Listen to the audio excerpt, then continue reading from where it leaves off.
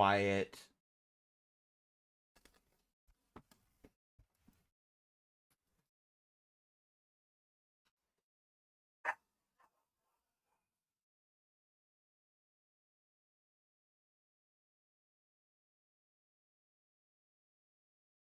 I'm gonna start.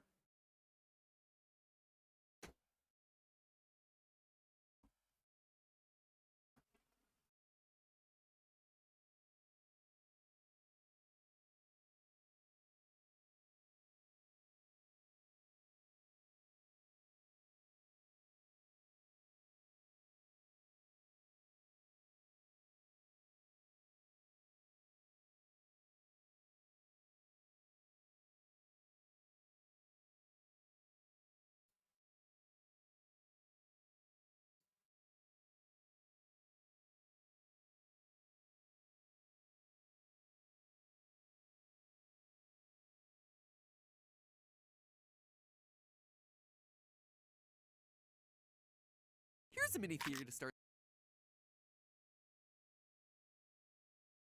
Okay. Audio looks good. Let me see here.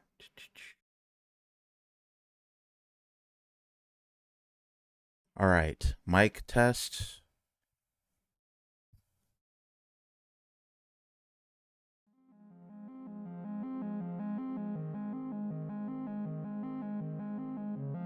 Audio test.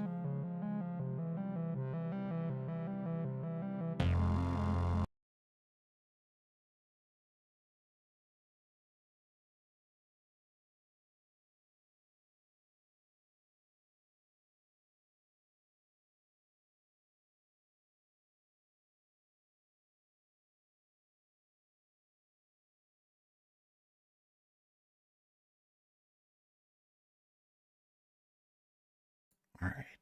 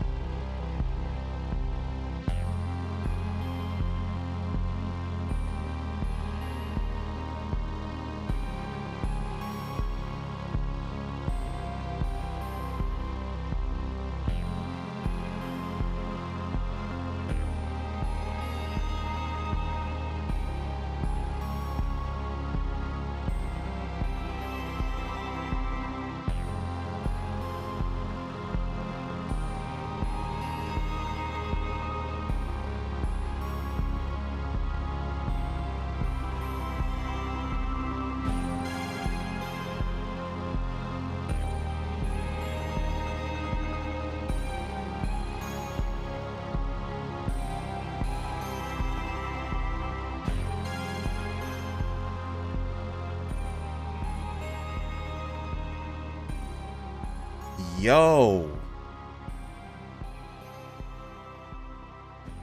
Yo. Welcome. Welcome, Nate Alien Armada. Welcome. Welcome to the show. How are y'all doing today? How is everybody? Husky Owo, KTG, Jedi Wolf, M, Finn, Hot Sauce. Hello. Welcome to the live show. This is the pilot episode. This is the massive game theory Minecraft reaction. I'm going to be going through as many Minecraft game theories that I can today. I'm not here for a long time. I'm here for a good time, if you know what I'm saying.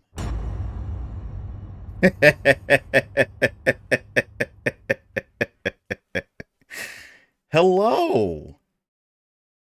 All right, all right, all right. We're gonna get into it. I'm not. This isn't clickbait. I promise. This isn't clickbait. I'm actually gonna get into the reaction. It is good to see y'all today. It is good to see y'all. Once again, for those that are new to my streams, and I'm new to them too, if I'm being honest, I'm looking down because I have the chat on an iPad below me. So, okay, hold on. Also, this is being weird. Give me 1 second. Okay, I got to get y'all on the screen.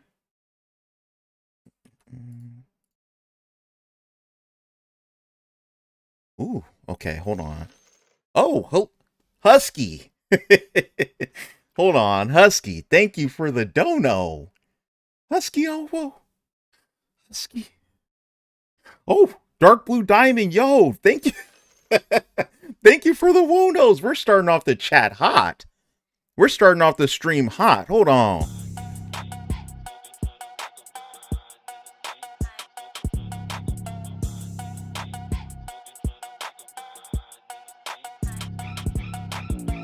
Thank you. Thank you very much for the dono, y'all. I appreciate it.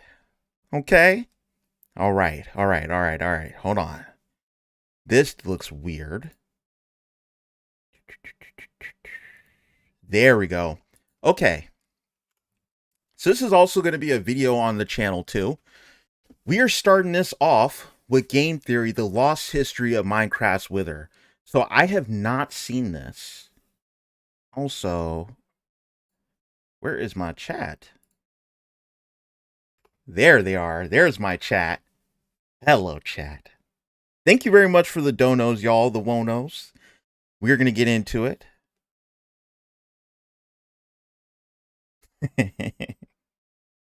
I love Papa Hot Sauce. How you been, Hot Sauce? How you been? Justin, welcome to the stream.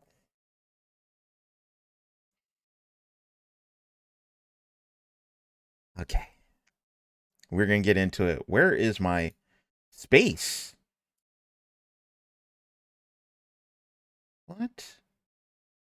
Boom. I don't know what happened to my space, but I just fixed it. Okay, we're back in space, y'all. Don't fret. Game Theory, Matt Pat, The Lost History of Minecraft's Wither. Hey, almost off of work. That's what's up, Hot Sauce. That's what I'm talking about. Start things off. Endermites. What are they? They're the smallest. Here's a mini theory to start things off. Endermites. What are they? They're the smallest hostile mob in the game, and they're one of the very few creatures to possess the moniker. Can y'all hear it? But to me, the Hold on. Check. Audio check with the chat. Can y'all hear it? Can y'all hear the video?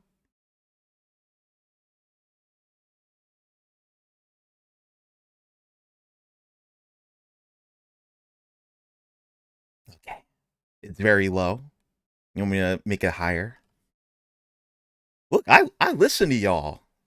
This is a collaborative stream, okay? Y'all are helping me make YouTube content right now. Okay, let me turn this up a little bit.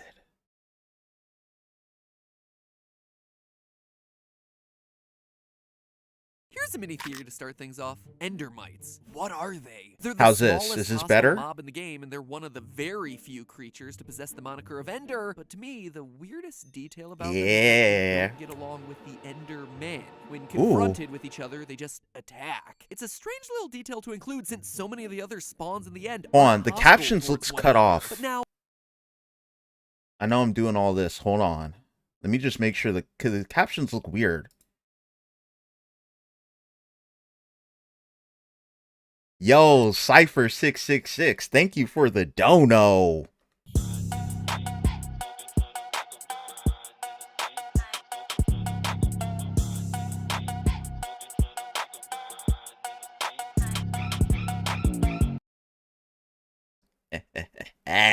Thank you. Okay. I think this is better. I think I fixed it, chat. I think I fixed it.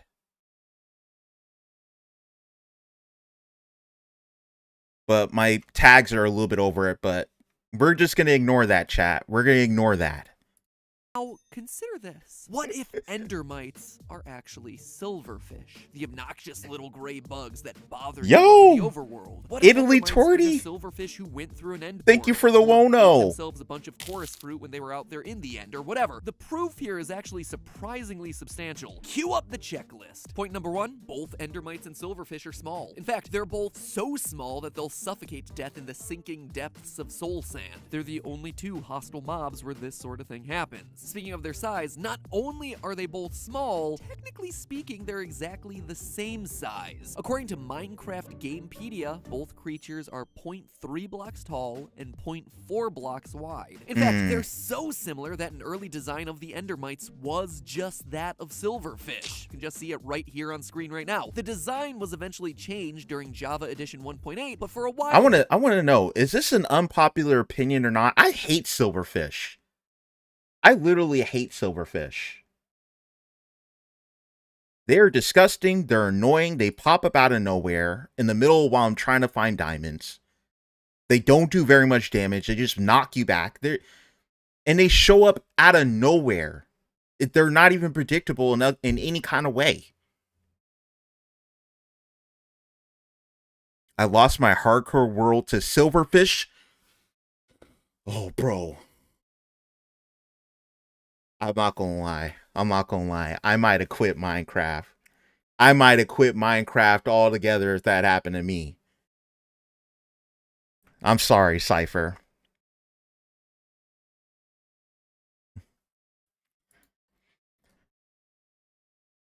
There, the 2 looked almost identical. Now, I know what you're thinking. That just means that they're recolored assets. It doesn't... Hypeserd, we are on the lost history of Minecraft's Wither.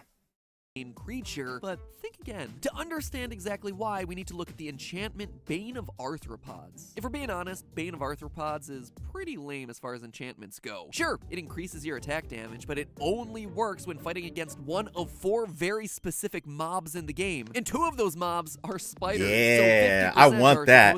I want that sword. Y'all know. OG Nate aliens remember.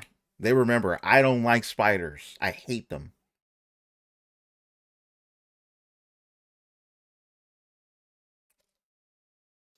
Yes, this will be a video. So say hi to YouTube. Feel free to say hi to YouTube, y'all. I don't know how to say your name, Skills. But yes, this will be a YouTube video. Feel free to say hi. Diverse creatures in this universe, and those 2 happen to be silverfish and endermites. Meaning that at the very least, they're in the same taxonomic phylum. AP Biology, what? But here's the kicker. The only way to get to the end is through portals that are hidden in strongholds deep underground, right? No big surprise there. But look into how strongholds are generated, and you notice something interesting. They always Y'all are hilarious. A portal room. That makes sense since they're the primary place that you find the portal to the end game. But the 2 features required of that portal room, obviously the portal, but also a silverfish spawner. Ladies and gentlemen, I don't know about you, but this to me reads like the criminals returning to the scene of the crime. So why don't Endermen and Endermites get along? Well, if my last theory was correct about Endermen being an ancient race of builders, then one of their old foes would have been the silverfish. I've seen the first 2 vids of this series, by the way, y'all. If you want to go back on my channel, I reacted to the Enderman video. I think on my channel it's called The Secret of Enderman or something like that. And in there, I was talking about how I hear the Enderman saying something else than what was detected by the game theorist. And I have my own theory about the Enderman, but it was great. It was an amazing video, so go check that out on my channel. And then way back, I reacted to the Haunted Disc. And I even pulled up one of the discs and reversed it for y'all. And we dove all into that. We went into the audio. We went into the creepiness of it. We went into the lore. So that was a whole video. And that was honestly over a year ago. So definitely go check that out on the channel as well. But right now, we're here. We're going down the list. We're going down the list in order. Silverfish were in the perfect position to leap through end portals at the same time as these ancient builders. And so now, hundreds of generations and one end portal later, that battle is still being waged. We waiting for that Names, Jedi new video. faces, but the same old enemies. But hey, that's just a theory. A mini theory! And I'm just getting started. Yeah, you are. Here we Hello, go. Internet. Welcome to Game Theory, the show that, yes, does indeed still talk about games, and not just why platforms need to respect their smaller creators, or why claiming video games causing violence is short-sighted. The reason I call out both those episodes, by the way, is that both of them underperformed. One even got itself demonetized, but they're, in my honest opinion, two of the most important episodes that we've ever done on the... Look, Matt Pat, I totally get it. I totally understand, okay? Look at my Legend of Korra Kenshin video. It's the most underrated video on my entire channel.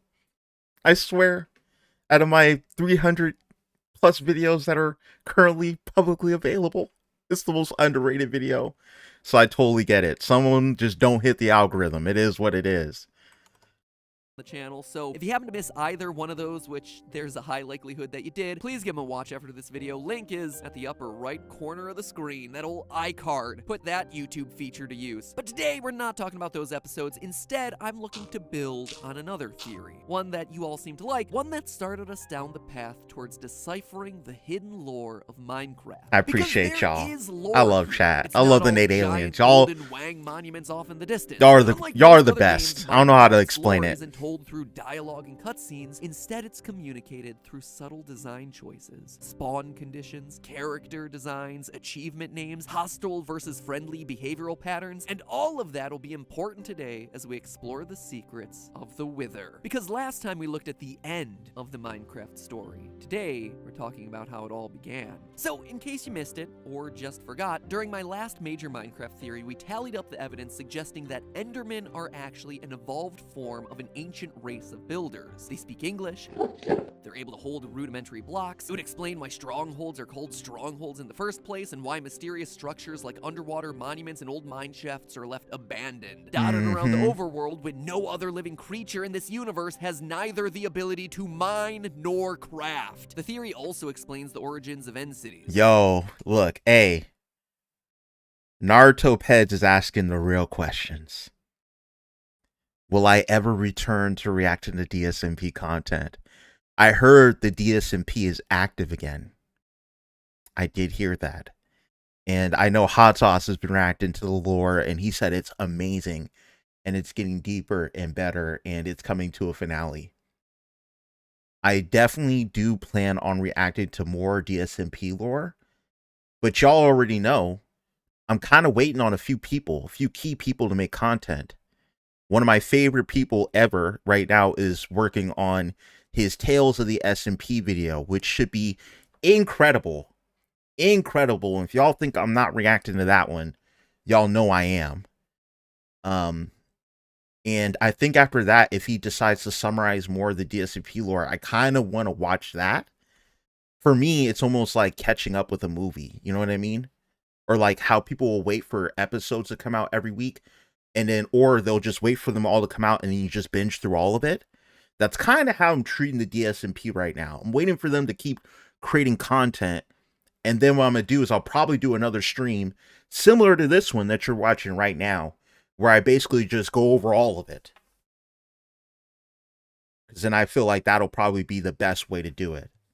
I appreciate you stopping by, that one Embo.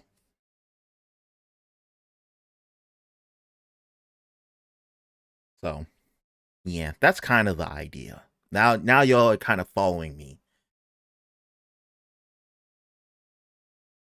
And why they contain abandoned chests full of supplies totally inappropriate for life in that hostile purple environment. There's obviously a lot more, but you should just go watch that theory if you're interested. Link is in the didgeridoo. Anyway, one key element I was speculating about in that theory was what motivated this ancient race of people to wind up in the end in the first place. They seem like they were fleeing to it, but why? Curiosity? An accident? I ultimately conclude that it was to escape something. Some big threat that existed out there in the overworld. Now, obviously, the overworld is populated with zombies and creepers and skeletons, but that just doesn't seem like enough to warrant building out a massive underground fortress deep down near the bedrock. No, after doing the research, it's my belief that these ancient builders accidentally summoned the Wither, which proceeded I appreciate them you, to Inky. decimate their Thank you for establishment watching. society, killing them off by the hundreds. Hi, They Zoe. somehow managed to flee to the end and escape. Now, why would I say this? Well, first and foremost, let's look at the achievement list, shall we? When we defeat the Ender Dragon, we get ourselves the End achievement, and that makes a lot of sense, right? It's the quote-unquote final boss of the game, after all. It cues the end credits. You're in a place literally called the End. It's an achievement name that totally works. But for summoning the Wither, you actually get the exact opposite, the beginning. Question. Wow. And then after its defeat, you get yourself the beginning again, but this time it's with a period. It's a definitive statement that directly parallels how the Ender Dragon achievements are handled, but with one problem. The Wither can be summoned at any time, and it very often happens after the dragon has been killed. It's not the beginning of really anything in this game. I was tempted to think that maybe it's the beginning of a new adventure post Ender Dragon, but again, that doesn't make a whole lot of sense since summoning and defeating the Wither is completely optional in the story. And if and when you do it, nothing much comes of it, really. It gives you a Nether Star, which, for as special and unique as that item is, just allows you to build a beacon that shoots lame buffs into the surrounding area. It's not all that cool, or all that meaningful. That's cool to me. What if... Look, it's probably just because I don't play much Minecraft, but to me, that's fire. What are you talking about? Hey, Daisy, what's up? Welcome to the stream, Daisy. It's good to see you. Thank you for joining. Catherine, hello.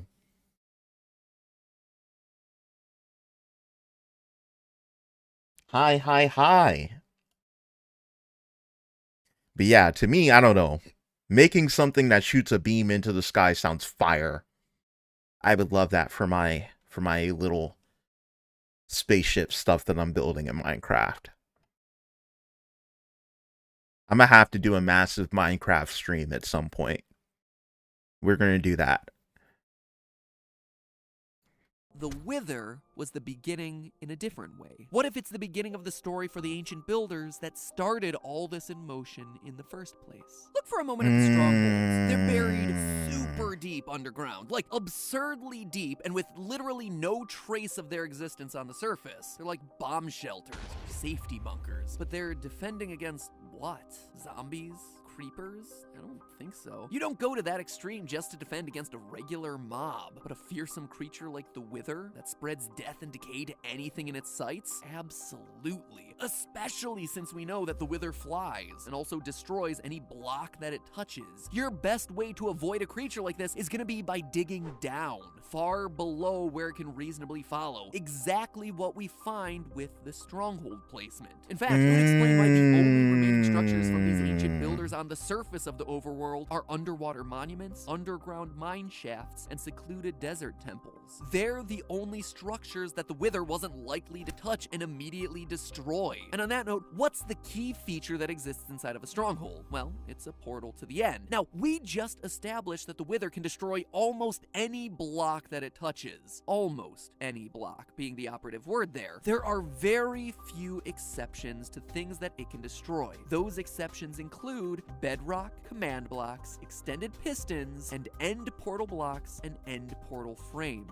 I don't know about you, but if my society is being decimated and I'm trapped in my underground bunker running away from this terrible beast that destroys everything it touches, I'm making sure that I'm building that last-ditch escape effort using supplies that are going to be Wither-proof. We also can be sure that the Wither was known by the ancient builders. If you look closely at the chiseled red sandstone that was used as decorations in ancient buildings like There's a Wither on it! Underwater ruins, you'll notice a hieroglyphic that clearly depicts the Wither. Straight body, Chat. skeletal heads. So whoever Chat. created these structures... Bruh. That's another level of freaking detail. I love it. I love it. That is freaking sick. That is freaking sick. Everything is there for a reason. In the first place certainly knew that this thing existed, but how? Or maybe more importantly, why? Why would anyone intentionally try to summon this thing in the first place? Well, let's look at how it's built, shall we? The Wither requires two very interesting ingredients in order to be summoned. The first is soul sand, found throughout the Nether. Sand that's relatively unremarkable in every way. Oh yeah, except for it being composed of the souls of the damned. It's well known at this point that if you look at the pattern on soul sand close enough, you'll notice screaming faces staring right back at you. It's also why you get sucked down a bit when you're walking across it, almost like the lost souls are pulling you down. Oh, that's creepy. Getting you to join them. Yes, ladies and gentlemen, this is me talking about Minecraft. Kid-friendly, brand approved. So ingredient number 1, 4 cubic meters of damned souls. Check mark there. Secondly, you need 3 withered skeleton heads. But why these particular heads and not just any skeleton head? Well, to understand that, we need to find out what makes the wither skeleton so different from its brethren. You see, wither skeletons are exclusive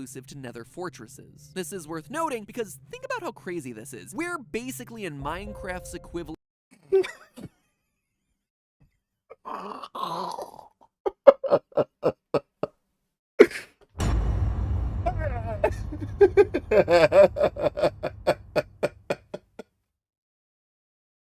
Why? Why does MatPat do this? Is it just him? Or is it like just the team? Their theories, his theories just always just take a left. Just a sharp left. I don't know if y'all noticed that, but every single freaking theory, they just go dark. Like they just go super dark out of nowhere. I mean, I love it. And he makes it make sense. It's not like it's nonsensical horror, but it's just, man, this went left.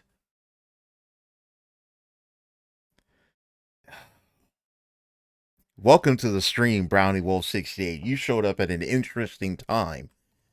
Of HE double toothpicks, a world of ghasts and blazes, where everything is set on fire and nothing can build. Heck, most of the enemy spawns here don't even have arms, and yet somehow there are fortresses here that are being supervised by large cursed skeletons. Fortresses, mind you, that contain chests full of gold and diamonds and iron, saddles and horse armor, all materials that aren't found down in the Nether naturally, supplies that had to have been brought down there and left by the original people who constructed these things in the first place. The End City chests function much the same way, and once you know it, they also contain the same sorts of loot: iron and gold and diamonds and horse armor and saddles. Almost like it's the same people carrying their major supplies from place to place. So using this information, let me tell you a little story. An ancient race of builders descends into the Nether to harvest its resources. They construct fortresses down there to defend against the hostile environment and store their supplies. But over time, as is natural, some of their ranks die. The Nether is a dangerous and violent environment after all. So they bury their dead in the ground, but they don't realize that this place works differently than the overworld they're used to. What little soft ground there is actually sucks the soul out of the dead bodies, giving rise to soul sand, and leaving these bodies as just an undead husk of what they once were. It produces a wither skeleton, an aggressive charred group of bones that, as an undead, lives on to complete the purpose it was given when it was alive: defend its fortress. Seeing all this, the Ancient Ones start to piece together an idea. If soul sand does indeed contain lost souls and somehow gives rise to the skeletons of the dead, maybe there's a way to combine the two and bring their dead friends back to life. These builders were a proud people. I mean, they were builders after all. Whatever they dreamed came into I will never look at Minecraft the same again.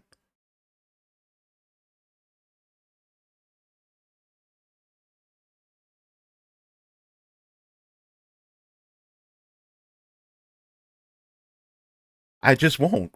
I'm never gonna look at it the same. It was this cutesy, pretty world. Don't get me wrong, it already had its disturbing moments. But after seeing that, I don't want to spend a single second in the nether now. Now I'm just like, the nether is gross.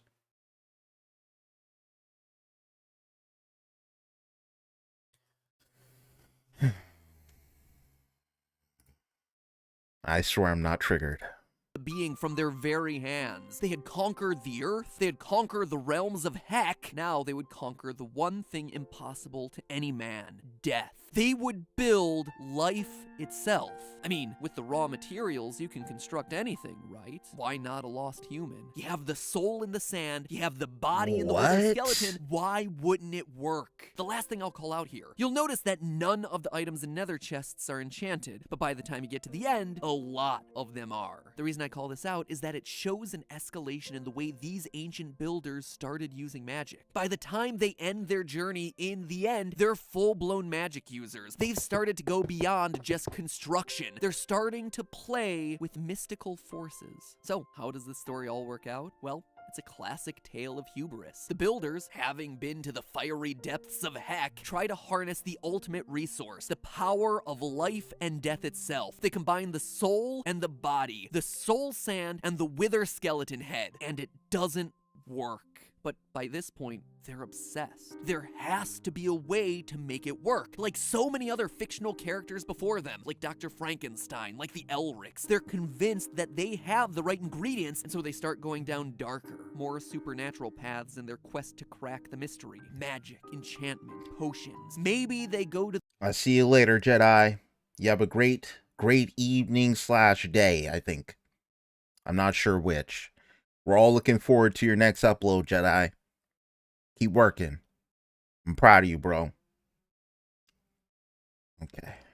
To the witches, already outcasts from society for their use of soul sand to concoct awkward potions and strange brews. And that's when they stumble upon it. They finally manage to create something, but it wasn't what they expected. Instead of bringing new life to a dead friend, they create a hideous and destructive beast. One out to punish them for tampering with the laws of nature itself. They make the Wither, an unstoppable force. A beast that, as we know, destroys the blocks that it touches and curses anything that gets in its way with decay. Gone overnight are the great buildings that this ancient race once constructed. The only things that remain standing are temples far out into the deserts, mine shafts hidden deep underground, monuments under the water. Gone are all the people of this once great society, one by one consumed by the Wither, a disease literally eating them away from the inside. Friends, neighbors, dead, decayed, or worse, brought back to life in the form of skeletons and zombies. The living undead that roam the landscape to this day. So for their own protection, the remaining ancient people hide underground, deep underground, down near the bedrock in fortified bases called strongholds, far below where the flying Wither will be able to reach, with no trace of their existence on the surface. And it's there that they plan their escape. They've hopped to different realms before using portal technology. Why not again? But this time, the portal has to be made to be Wither-proof, which is why end portal blocks are literally the...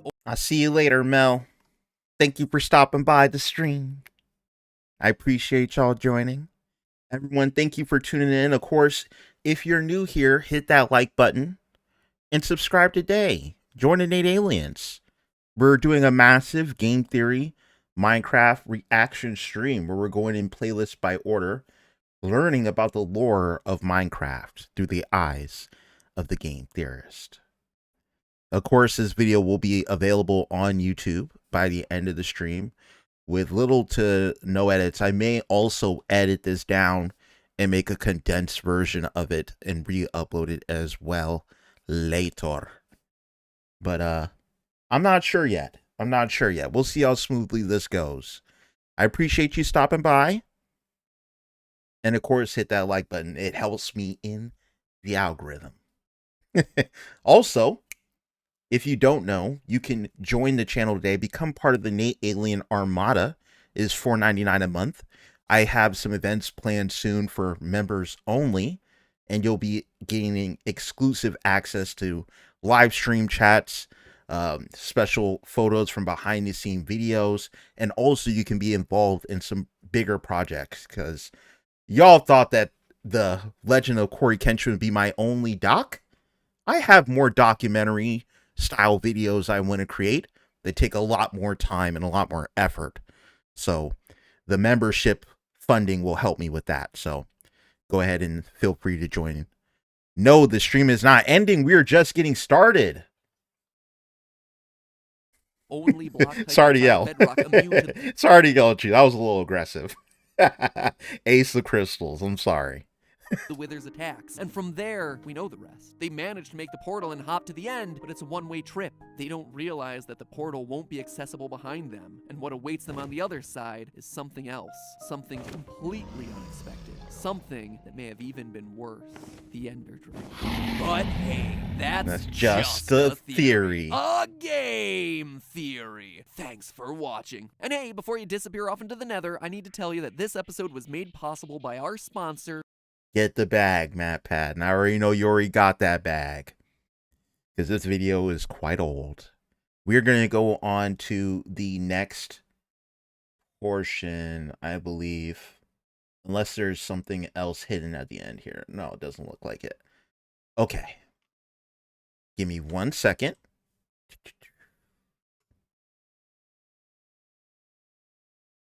So that was the lost history of Minecraft's Wither. Very, very disturbing theory, but I think that's really just comes with the territory with the game theorists at this point. They're ruining my ideas of cartoons, of ads, of Minecraft, of food.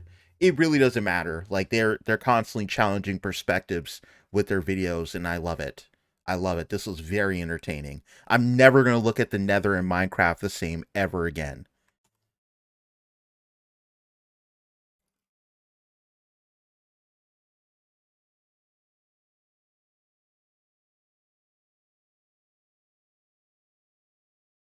Okay.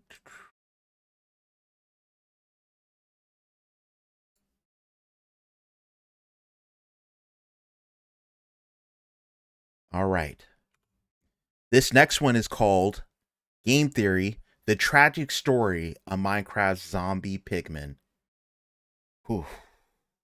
Thank you for joining, Nicholas. I appreciate you being here in the chat and interacting in the stream. I hope that you have a great day and a great evening. I don't know which I don't know which time zone y'all are in, so thank you, Absolute Dark. Okay. Let's go ahead and get into it. So, last Minecraft theory had me doing a lot of tree punching. And I have no doubt that me teaching you how. This is weird then, because I thought that this was in order. I never saw the tree punching vid. Let me figure this out real quick. I didn't see the tree punching vid.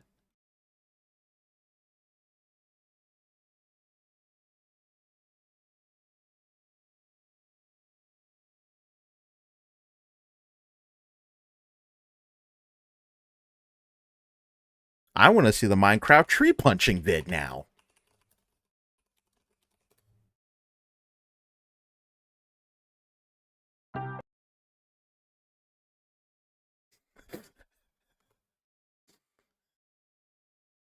Oh, because this isn't lore. Okay. I want to watch this, though. I want to watch this. What is this about not punching trees in Minecraft? What is this?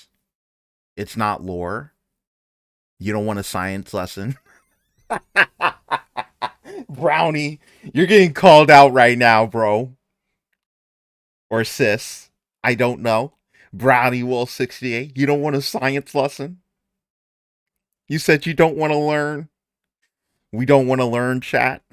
I'm keeping this in the video. This is funny. Some of y'all are saying y'all don't want to learn. I'm roasting y'all. I'm sorry. I like science. I like science. I'm gonna run a poll. We're gonna run a poll. Y'all are gonna decide whether or not we watch this. That's how we're gonna settle it. I think that's fair.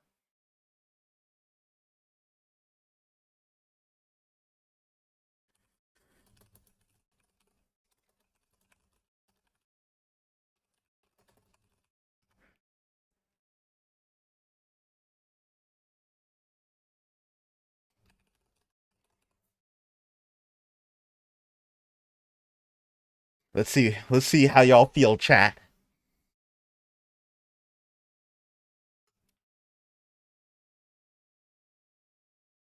I should play some Jeopardy tunes. Hold on.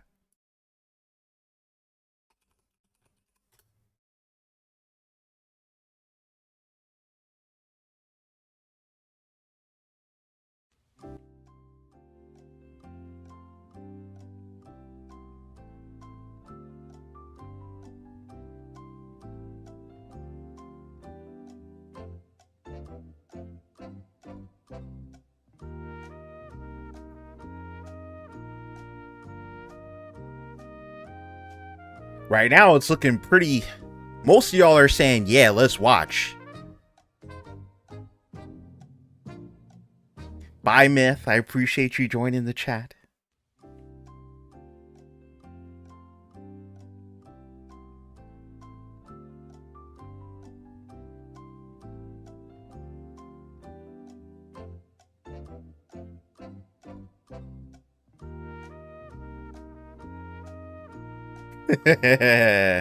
%, yes. I'm gonna give it 2 more minutes. I'm gonna time it.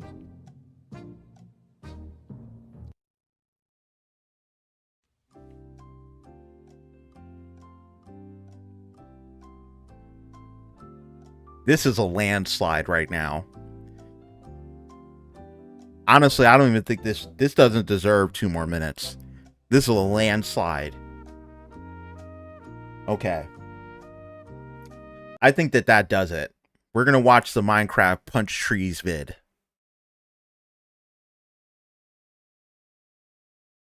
Okay. Hold on one sec, too.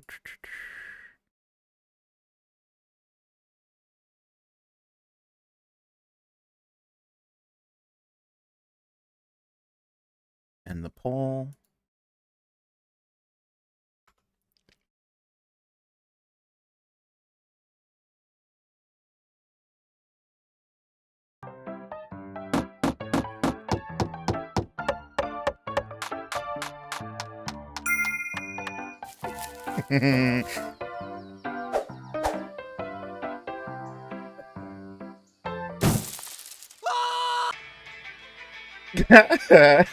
Okay.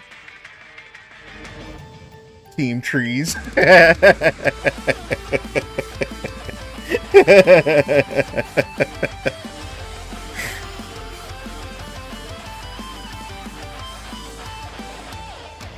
Hello, Internet! Welcome to Game Theory, the show that's been around since before Minecraft was released. Kind of. If you time travel back to the first ever Game Theory episode, which is coincidentally about the time travel game Chrono Trigger, you'll notice that the upload date is April 18th, 2011. More than half a year earlier than November 18th, 2011, the date of Minecraft's 1.0 release. Now, of course, earlier developmental builds of classic Minecraft were released as early as 2009, so, you know, the show isn't that old, but still, we're older than dirt. Or at least Minecraft's 8-bit pixelated dirt. Anyway, the reason I'm waxing nostalgic about the early days of Game Theory is because today, we're going back to Game Theory Classic. Not in terms of the bad audio quality and awkward Photoshop slideshows of yesteryear, but in terms of subject matter. Compared to where it first began, Game Theory has evolved a lot as a show, becoming much more about solving the mysteries of game lore, mostly because that's what you all told me that you liked the best. And lately on the channel, that's what we've been doing with the Minecraft series, unraveling the mysteries of the Enderman, the lost discs, the origins of the Wither, and connecting it all back to an ancient race of master builders. Even right now, I'm working on a theory all about the Illagers and Villagers that I'm really excited about, but today, I wanted to do a throwback of sorts to that earlier period of game theory, one that simply asks the question, is that stupid, ridiculous video game thing actually possible in real life? And that, my friends, in the context of Minecraft, is punching down Welcome a tree to the stream, with your haha. bare fists. It's literally the first thing that that pretty much every player does in Minecraft. They're brought into the world with nothing but the teal-blue shirt on their backs and 2 meaty sticks for arms, and you swing them at the nearest tree, and you punch that tree until it gives you wood. Wood upon which you will build your empire. Unless, of course, the creeper blows it all sky high. But seriously, can a human actually punch down a tree? I mean, not me, obviously, since my arms are about as strong as a flaccid noodle, but say, I don't know, a boxer. And not like those YouTube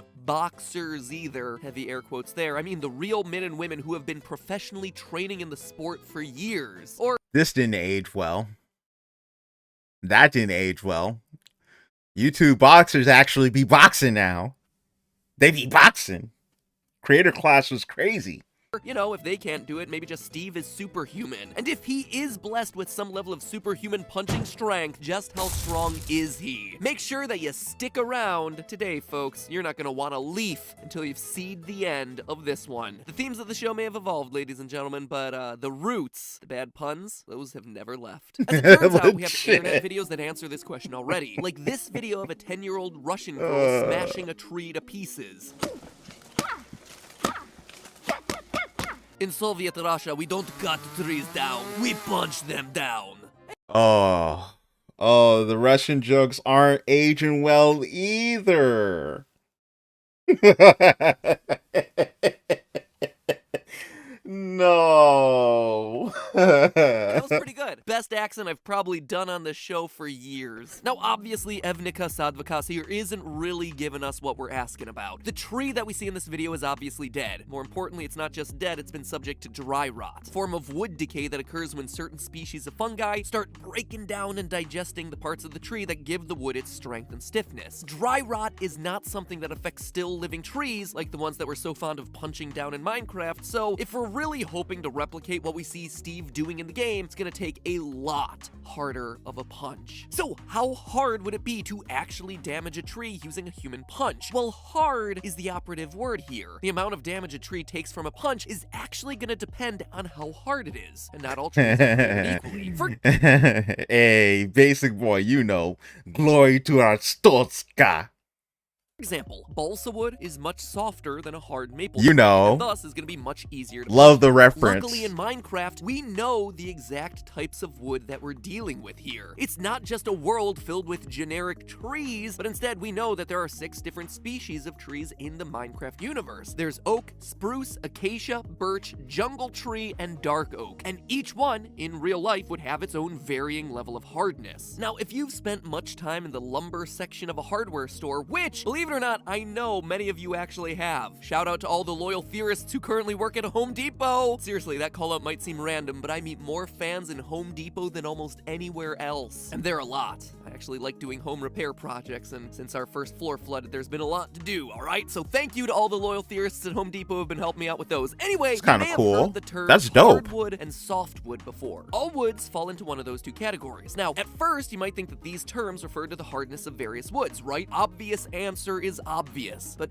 actually, these terms refer to the seeds that the trees grow from. If the seeds of the tree have some kind of covering when they fall from the tree, like say a fruit or a nut, then it's classified as a hardwood. But if it's a species of tree that just allows the seeds to fall naked without any covering, then that's considered a softwood. And while it is generally true that trees in the hardwood category tend to be harder than trees in the softwood category, this isn't always the case. For instance, balsa wood here is one of the softest woods on the planet. So soft that even I can punch through it. Okay. On the other hand, incense cedar here, which is most commonly used to make pencils, is classified as a softwood, but I mean, you can already tell it's a fair bit harder, and I'm gonna have a bit harder time punching through the.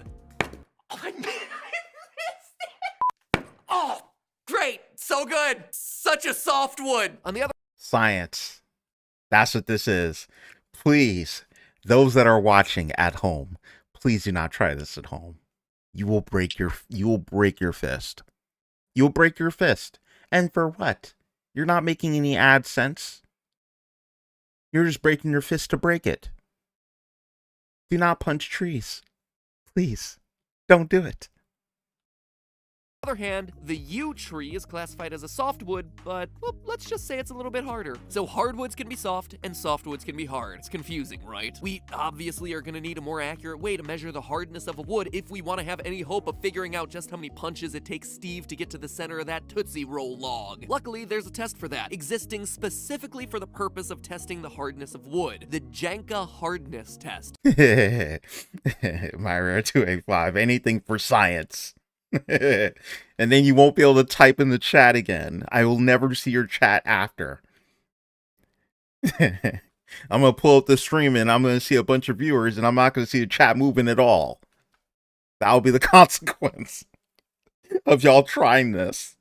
Created by Gabriel Janka, which measures the amount of force needed to embed a small steel ball into a piece of wood of a specific size, cut, and moisture level, because all of that matters when we're talking about the subject of wood hardness. Balsa wood, the softest wood, rates a mere 70 pounds of force on the Janka hardness test. You can just push that thing in with your own thumb. Well, an Australian species of ironwood tree is among the hardest of woods, rating a whopping... I really did just gloss over the Jenga hardness test. Jenga? Like the game?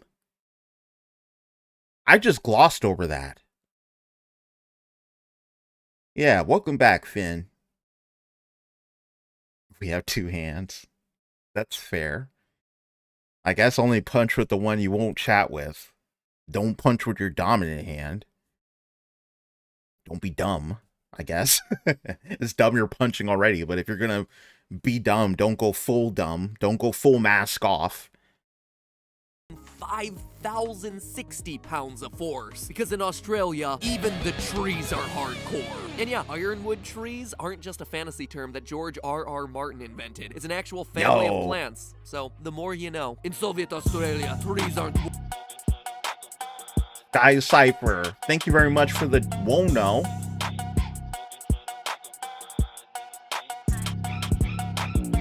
Thank you very much for the Wono, I appreciate it. Okay. Wood, they're iron. So obviously we're talking about a pretty huge range here. 70 pounds of force to over 5,000 pounds of force. It's really important for us to figure out which woods we're specifically working with. So all we have to do is take all 6 of those Minecraft tree types I mentioned earlier, look them up on the Janka hardness test performed on the woods of the same type, and we know the hardness. Simple and clean, right? Well, not exactly. Yes, Minecraft calls each of its 6 different tree types species, but that's not actually accurate. Oak, for instance, is not actually a species, it's an entire genus that includes many different tree varieties, including white oak, red oak, Tasmanian oak, and English oak. Same I'm learning for spruce trees, same thing for birch trees and acacia. So I'm literally learning so much about wood. I'm learning more about wood than I think I ever could have learned in just a few minutes watching this vid. Like, what? This is insane. I did not realize there was this many different types. I mean, I knew because of Minecraft as well, but I just feel like, I don't know. This is just another level of detail of learning about it in the real world. It's dope. For each one of those categories, we're actually going to use the design of each tree in Minecraft, using especially the bark and branch designs that we see, and then choose the most accurate real-world equivalent for each of those categories. Dark oak, our 5th Hey, Minecraft welcome to the stream, tree variety, Estellas. isn't a real thing either, but it seems pretty darn close to the black oak in real life, so we're just going to use that one. And finally... Nah, Roomby. Nah, you need to stop. So you wouldn't know before today. Nah, you getting called out, Rumby. You're getting called out.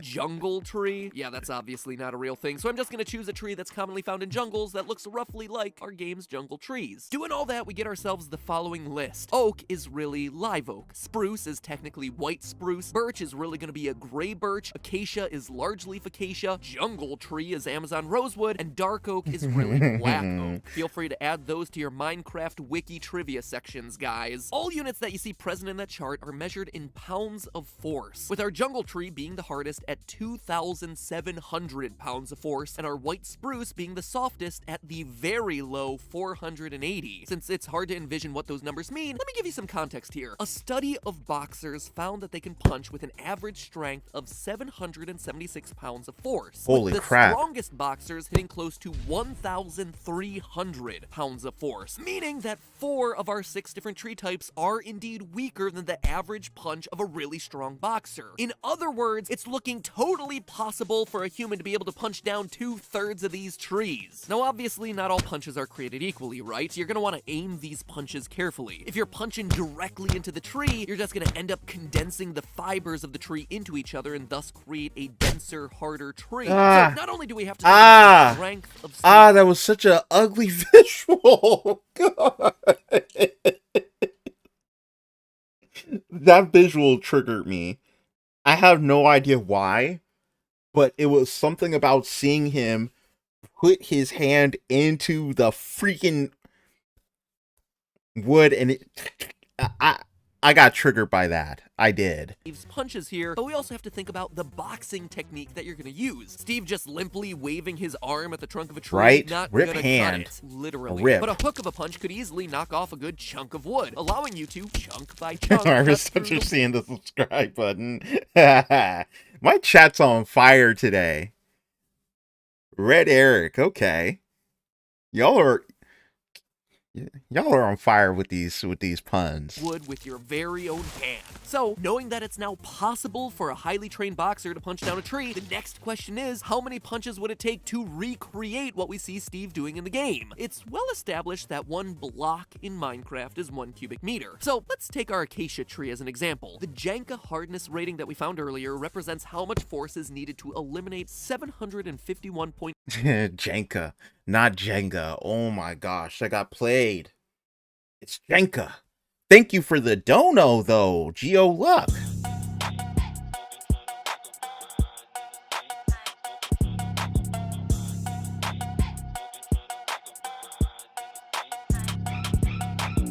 Thank you for the Wono. I did react to the rewind for 2020, though. I think, right? I reacted to 2020 and 2021, I believe. Punch a tree like it owes you money. Just put all your force into it, huh? But yeah, check out the channel. I believe I did react to the rewind for 2020. 0.5 cubic millimeters of wood from the tree. For example, a large leaf acacia tree has a Jenga hardness of 1,100 pounds force, which means that a 1,100 pound punch is going to take off that 751.5 cubic millimeters of wood that we just talked about. So, to gradually chip away at an entire 1 meter by 1 meter by 1 meter cube, 751 cubic millimeters at a time, it would take you a whopping, drumroll please,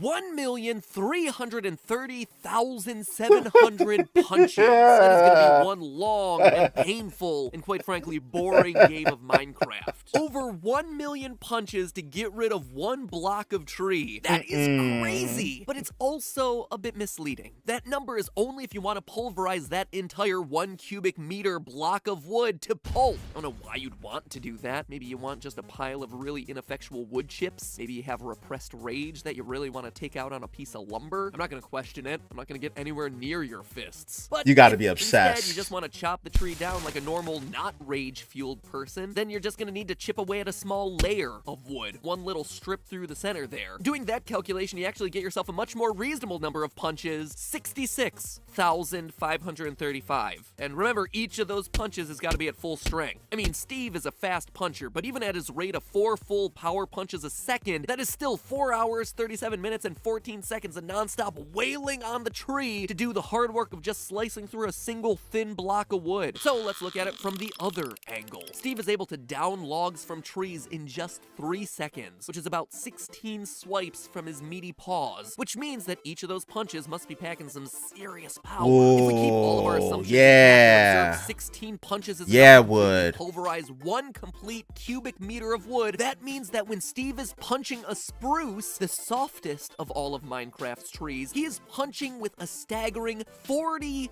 million pounds of force. One And that's Punch not even Man? half of it. Steve is able to karate chop down every Minecraft tree with the same number of hits. He's One Punch Man. Steve is One Punch Man. What is this? Per block, including the mighty oak, which would require a whopping 274 million pounds of force per punch to take down the tree with the efficiency that we see in the game from Steve. To put that into perspective, that's over 211,000 times stronger than the world's most powerful boxers. That's 90 times the thrust of a space shuttle solid rocket booster at liftoff. These punches are not only powerful enough to pulverize a mere tree, they're enough to lift a rocket into space nearly 100 times over. And Steve is putting out that kind of force with every single one of his punches. It's no wonder he's able to carry dozens of giant gold blocks around in his pockets. Dude is stronger than Superman. Actually, come to think of it, that's a good question. Is Steve stronger than Superman? Or Steve's pants pockets stronger than Superman? How is he carrying all that? I feel like at this point, he's kind of just, he's at the point where he's riffing, right?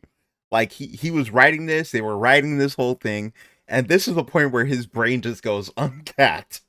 He's trying to think, he's going like beyond, like he's just, it's blew the top open, you know, at this point. He's just asking all these questions. And of course he's asking the right questions. I want to know, like, is Steve like more powerful than Superman? Is that a thing? Is that a video? I feel like that's probably a video.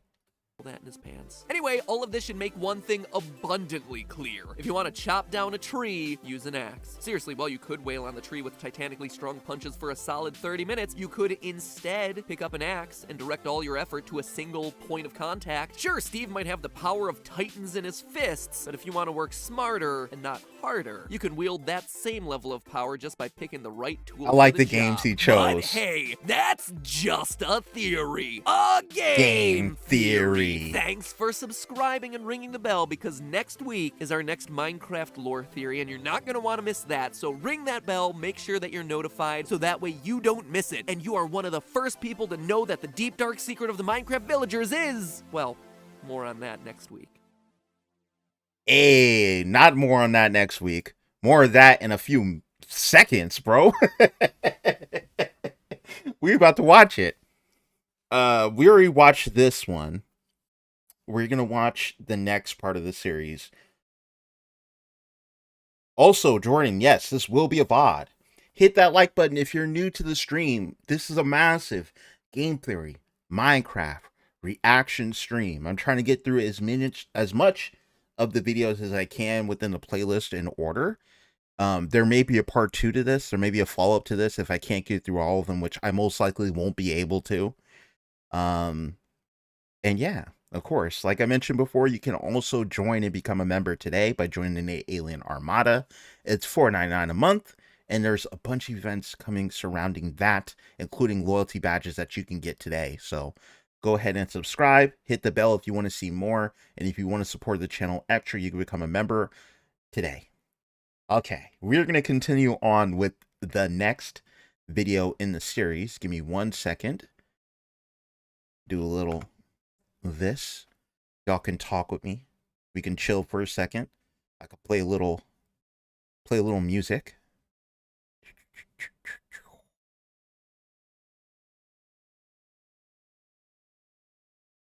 I'll play this one. Hey, okay.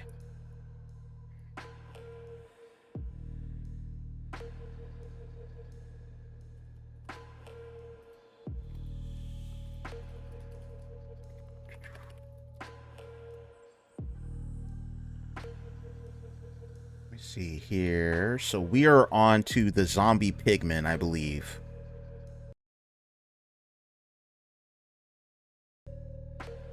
Okay.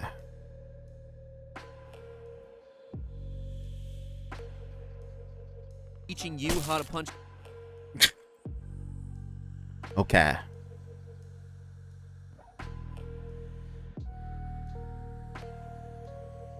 I cannot wait to see your thoughts on the drown theory. I love that one so much. I hope we get to it in this one stream. Hello, Ellis. I'm doing good. I'm feeling really, really great today. I got plenty of sleep.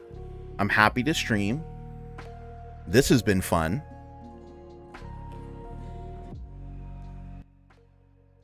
Okay.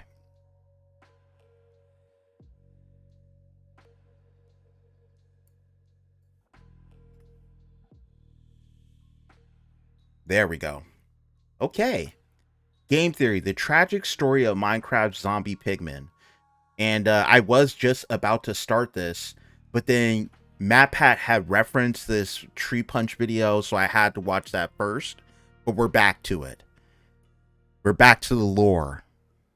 Hit that like button if you want to see more, and subscribe today. Happy Pride Month as well, Mithro. Happy Pride Month. And Juneteenth. I appreciate you all. Okay. We're going to go ahead and get into the reaction.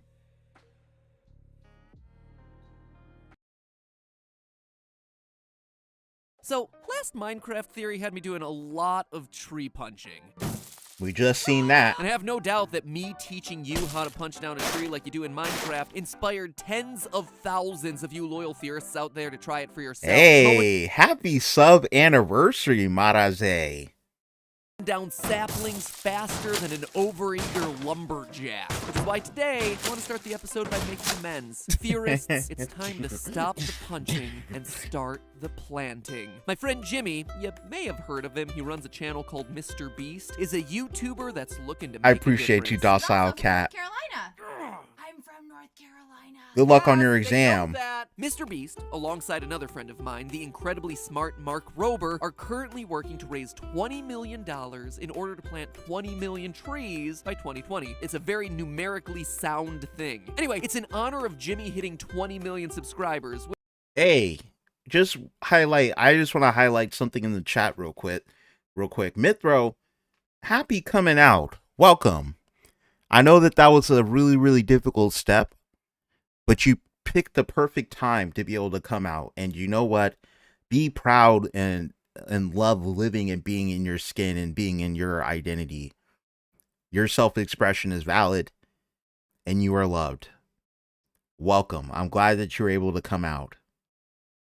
That's amazing. Okay, let's continue.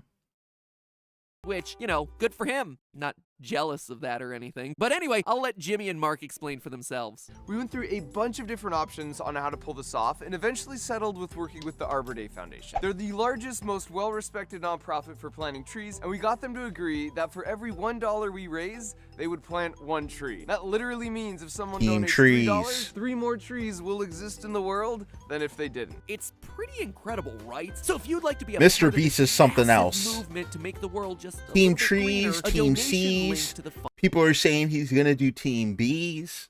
We're all hoping Mr. Beast does Team B's. fund is in the top line of the description. 100% of your donation goes directly to the Arbor Day Fund, and every dollar is 1 more tree in the ground. If everyone who watches this video gives $1, well, I don't know how many people will watch this video, but you know, it's not a hard math problem to solve. It is literally multiplying by 1, so I trust you to be able to do the math in your head. Anyway, with that being said, and us making amend for all the trees that we punched down, it's time to talk zombie pigs.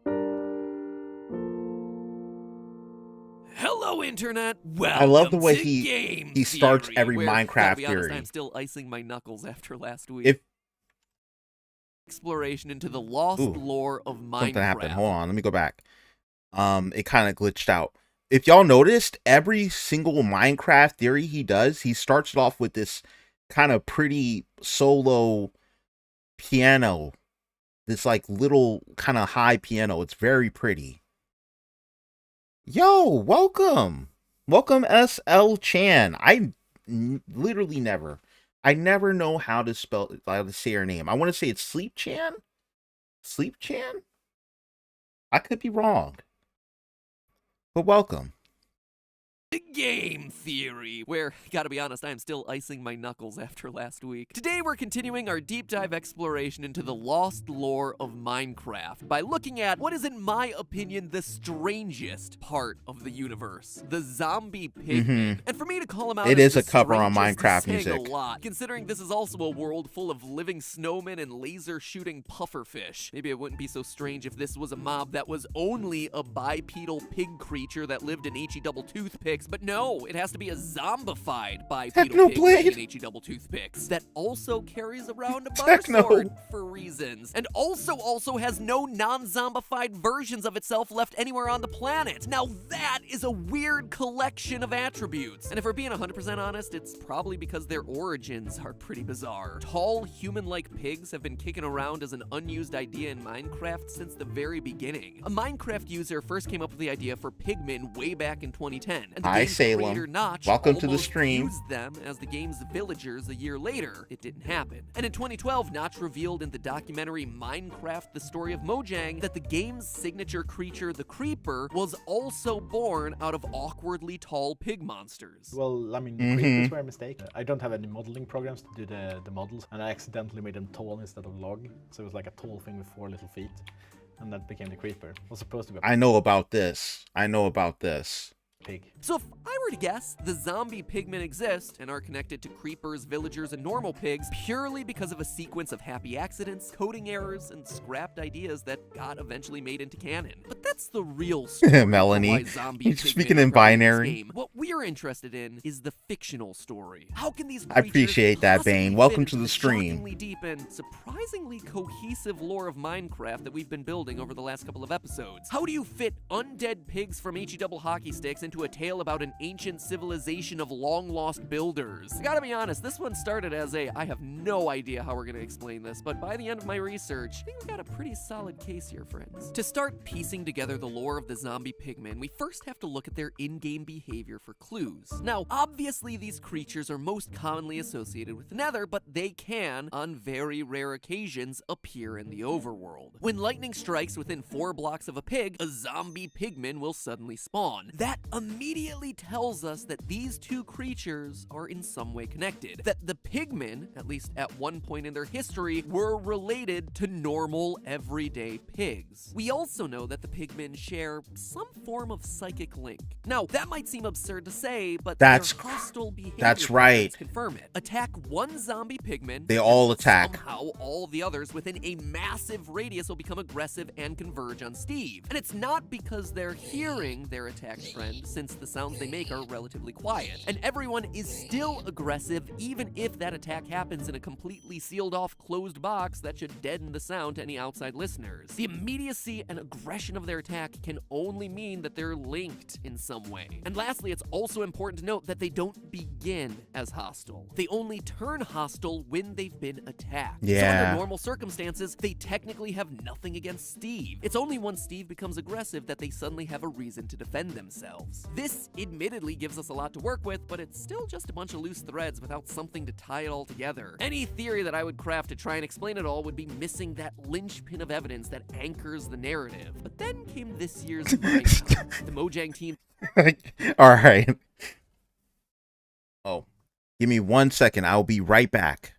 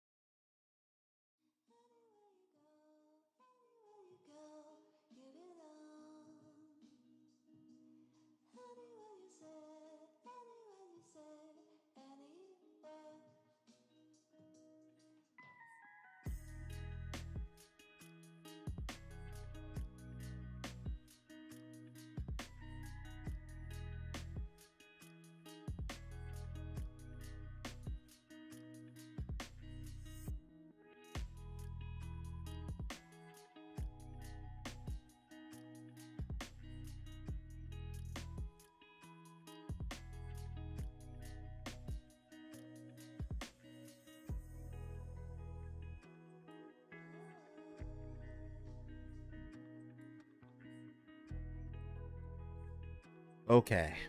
All right. My bad. Let me see here. Okay. Dogs. That's all I gotta say is dogs. It's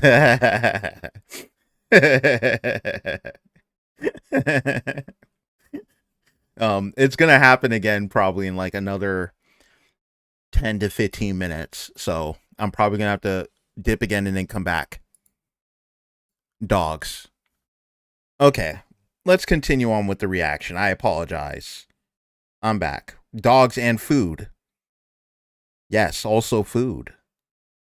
Not for me right now, but food for later. Life. Dogs, food, and life. I think that's probably the best way to put it. Okay, we're going to continue. Annual interactive live stream all about the Minecraft franchise. What the dog complete with doing? Discussions about I was going to call out somebody in my chat.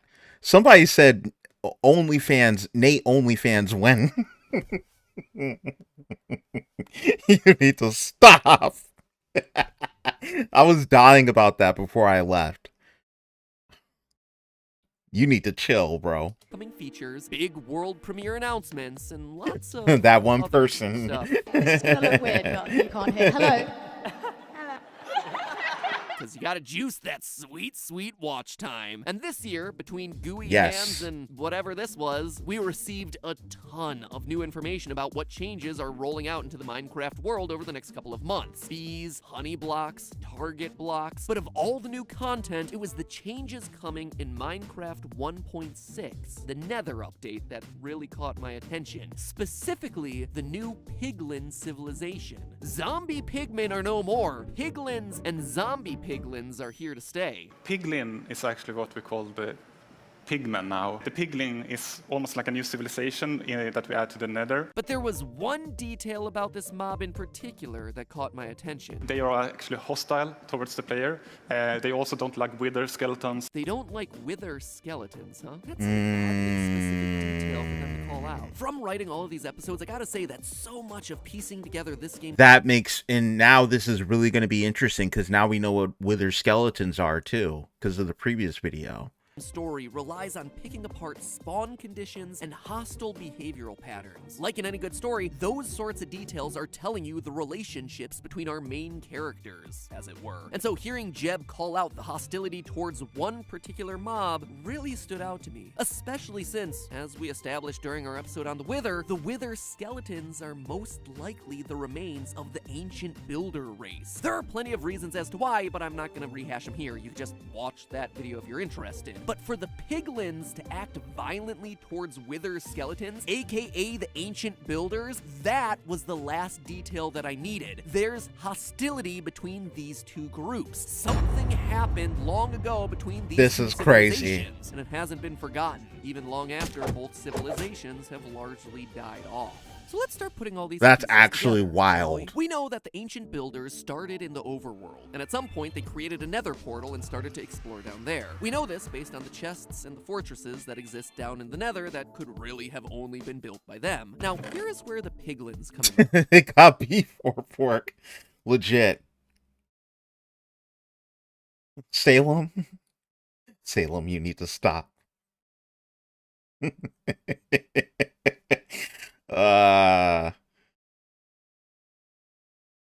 At some point, the builders brought their pigs with them into this hostile environment. Again, we know this based on that lightning strike evidence. Pigs and zombie piglins are connected, and yet there are no pigs in the nether, meaning that they must have started in the overworld. Now, there's two possible reasons for the builders to do this. The first one is simple: food. The nether, up until the announcement of the new piglin beast mob also coming with update 1.6, hasn't had a reliable source for food. But it's also the food source in Nether, actually. So when you get your food, you can't just have like a pretty little farm. Instead, you need to find this scary, aggressive piglin beast and get the food from there. As such, any Y'all can't see my dogs right now, but my dogs are like dancing. Okay, they won out. Hi, upper moon. Okay. Give me 1 second.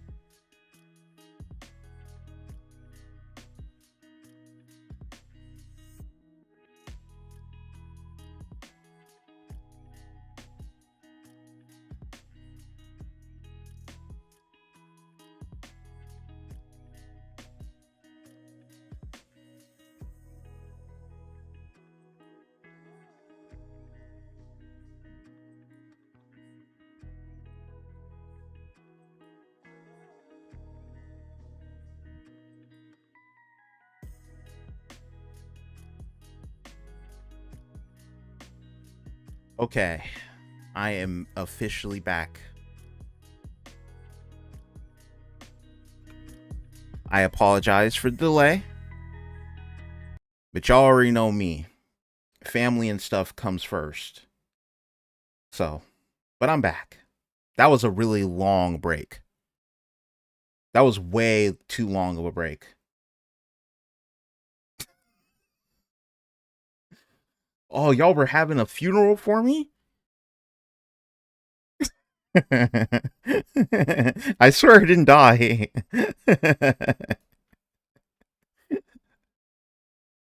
Okay.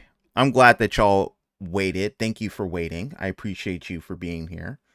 We're going to continue for real. For real this time. It's not clickbait. It's so funny. I'm imagining all the people who like clicked on the video and then they just got to be right back. Y'all got clickbaited. I'm the master of clickbait. I did it. Welcome to the Shadow Realm. Okay, let's continue. Any explorers looking to make a long journey to explore and forage in the area would need to bring... Oh, and for the people who are new, who were gone before, we're watching the tragic story of Minecraft Zombie Pigmen. This is down the line for the playlist of watching Minecraft's game theories in order, which is a part of this massive stream that I'm doing where I'm reacting to a bunch of them. So hit the like button if you enjoy me reacting to this stuff and subscribe today. Okay, let's continue. Dedicated food JG source. Gamer, Say welcome. there's a stable of pigs. Bring them down to the nether, leave them there, and boom, you suddenly have pig-like creatures in a place where they have no business being. Option 2 for why the pigs would be down there is honest. Joey, welcome to the stream. Joey sings. I want to see the chat celebrate Joey being a part of the stream. Welcome, Joey. A bit darker, and it could very well explain the hostility that exists between these two groups. Consider for a second if you had opened a portal to somewhere, some other dimension. You don't really Was that a know. Demigorgon? Are you just gonna hop through? Of course you're not. You're gonna test it. Most likely you're gonna And that's the test it portal on from some Portal. sort of I love animal. it. And believe it or not, but pigs are often the ones being used as human stand-ins for large-scale scientific experiments because of their similar organ size and decay rates. So, to see whether things on the other side of that portal were safe, maybe the ancient builders dropped their pigs on through, sacrificing a few of them in the name of science. Either way, pigs are brought to the nether. And I don't know about you, but that would definitely give me a reason to hold a grudge against the people who brought me there. Be they human or their undead withered skeleton form. I'm sorry, C.L. Williams. Washy aggressive feelings they have towards Steve. Zombie pigmen aren't aggressive towards Steve because... Yes, you can. Like to think, Joey, you will not sell yourself short in our chat. Joey has one of the most beautiful voices you will ever hear. Okay? You will not sell yourself short. Okay? Joey be singing. Joey has an incredible voice. Please subscribe to Joey Sings. He will not hype himself up, but I will hype him up for him.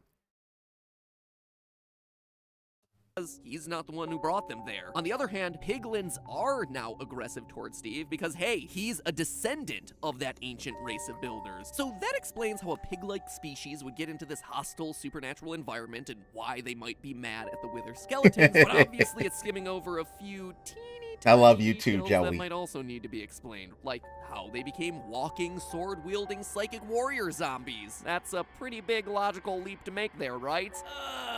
Yeah. How did we get here? Believe it or not, it's one that can be completely explained via nether wart. Remember what I said about the nether not having much food? Well, that's gonna be true for the animals down here too. I mean, really, what would a pig eat down there? Crops require water, and it's simply not possible to place water down in the nether. As such, the only thing that they're gonna be able to eat down there is nether wart. But if that were truly what the builders were feeding their primary food source, you would expect them to harvest it, right? Well, Wouldn't you know it, but if you look at the essential elements of a nether fortress, those places that were constructed by the ancient builders as their home away from home as they explored the hostile underworld, you see bridges, a lava well room, and surprisingly, nether wart gardens. It's true. Placed there to harvest the only crop that could be grown in such a hostile landscape. So we know that the builders were indeed harvesting the stuff, but then why is nether wart so important here? Well, we also I couldn't know agree that more, the Upper Minecraft Moon. universe It will is be a one fire where you anime. quite literally are what you eat. In our Enderman video, I linked the ancient builders being forced to eat the End's native crop of chorus fruit, with them slowly obtaining the plant's teleportation abilities. And Yep. while yes, that was admittedly just speculation, we don't even have to go into the realm of theories to prove this one. Ladies and gentlemen, I present to you the mushroom. A cow Oh, mushroom hybrid that's that only right. spawns in mushroom. And it's rare too. It literally is what it eats.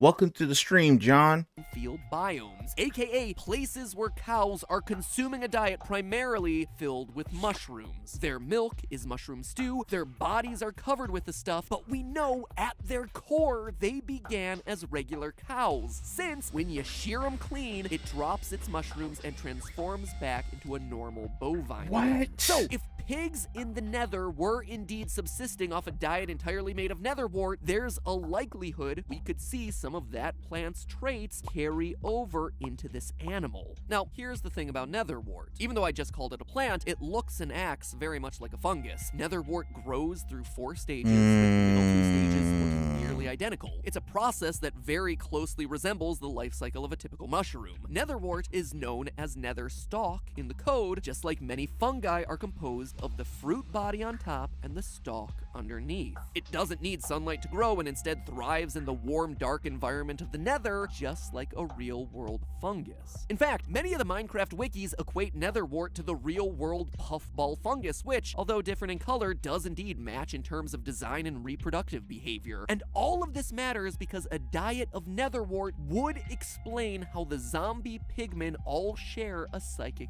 connection. You see, when we think of a fungus, we immediately think of the mushroom that's on top, but in reality, most of a fungus's body is made up of super thin threads known as mycelium. And the crazy thing is that these threads can go for dozens upon dozens of feet, connecting up with a bunch of other plants and fungi. So much It's a so that whole researchers it's a whole network. It's literally a whole network underground. Insane. And it's crazy. There's just so many things happening that it's just invisible to the naked eye. That's happening around us. We're completely just oblivious to. are now calling this an underground internet of sorts, a literal fungal network that's sharing information across plants, root to root, extending for miles. A wood wide web, if you will. Fungus. No, you're not about to get that one off, Matt Pat. You're not about to get that one off. You're not about to get that one off. Oh no. Oh no. Expert Paul Stamets calls it Earth's natural internet in a 2008 TED Talk. And that fungal connection could very easily carry over into our pigs. Just like we see with the mushrooms, eating that netherwort fungus could slowly transform our overworld pigs into an interconnected network of pig-fungus hybrids. And that's not all. Fungal networks also boost their host plants' immune systems. Simply plugging into the mycelial network makes plants more resistant to diseases. Now look at the netherwort. It's the essential ingredient for awkward potions, the base for over 90% of the game's magical abilities. You know what else is a key ingredient in potions? Glowstone dust, which is also found down in the nether. Potions, mind you, that bestow the drinker all sorts of magical properties, from greater defenses to greater swiftness to, most importantly, fire resistance. Fire resistance, just like we see with the zombie piglins who are immune to fire and lava damage. damage. In fact, this theory may even explain why we only see zombified versions of the pigmen and not normal style pigmen, the new piglet race excluded. Obviously, the ancient race of builders came to the Nether a long time ago, and when their society collapsed, so did the coming and going from the overworld. As such, no new pigs were being brought into the Nether, meaning that everyone we see down here has been down there for centuries at least. That, my friends, is some old rancid pork. So how could a pig survive for that long? Again, the Netherwort's magical properties. One of its key uses is making potions of healing. It could be that the pigmen literally cannot die from natural causes, or just like the wither skeletons were brought back to life with the strange soul-saving properties that exist in the Nether. Heck, this theory may even explain why they only Hey, CB! Thank you for stopping by, can't even speak. Curtis Beard. Thank you very much. The CB fam is going strong. I see y'all.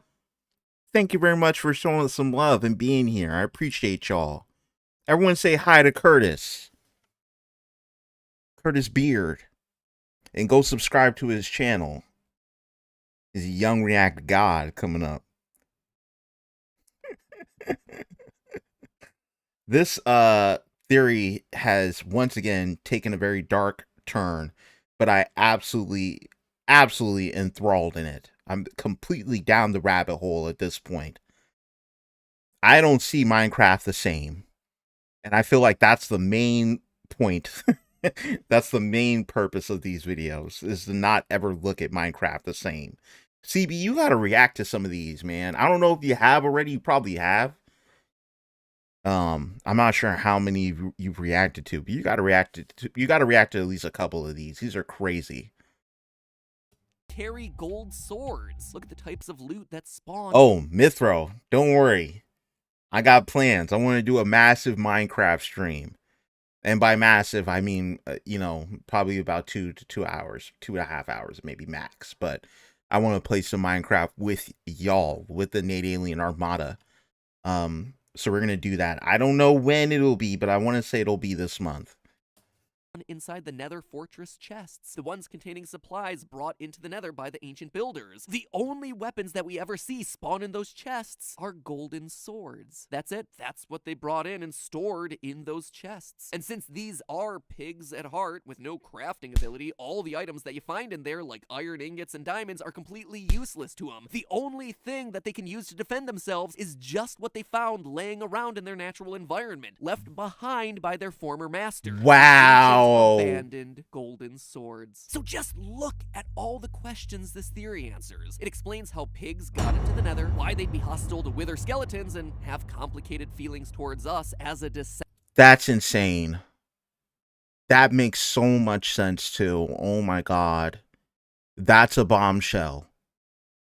Of the builders. It explains why we see netherwort purposely grown in the nether fortresses, and how a diet of netherwort could produce a psychic link of sorts between all the pigmen in the region. That netherwort, combined with the local glowstone, because let's face it, pigs will eat, or at least try anything, could also explain their fire resistance, their zombification, and we even have ourselves an answer as to why they would all have golden butter swords, and only golden butter swords. Honestly, the only question I can answer about this mob is why they stand on 2 legs. Thank you for linking to Discord, Husky. The evolution, pigs learning to walk upright to use their hands to defend I'm saying hi back to the CB family. themselves in the violent nether, while also wanting fewer body parts touching the hot nether rack. It's possible, but I do think that we're onto something with this theory. Something that I suspect Mojang might just want to be cluing us in on. Because if we go back to more of that Minecon footage, as they reveal the new biomes for the nether, one they spend a good amount of time on is the netherwort forest. And what do they explicitly show us wandering around in there? The only mob, mind you, that they show us in this preview, a zombie pigman wandering through the woods, at home amongst the food and landscape that helped to make him what he is. He's a pig, ripped from his comfortable life in the overworld, and brought down into the depths of heck to be used for the slaughter of the ancient people, but through random chance, Welcome, and a Ninja whole lot C. of fungus, becoming the start to a rival civilization bound for greatness, and then turning into zombies. But hey, that's just a theory. A game Theory. Thanks for watching. Just a reminder to wave your diamond pickaxe over that subscribe button. We got more Minecraft theories on the way. Next time, hopefully, about the villagers and illagers, though underwater fortresses are really interesting to me right now. Is that the next one? Is that the next one? Are we going to learn about the illagers and the villagers? Okay, hold on. Hold on. Let's see if that's the next one. That's crazy. I'm hoping it is.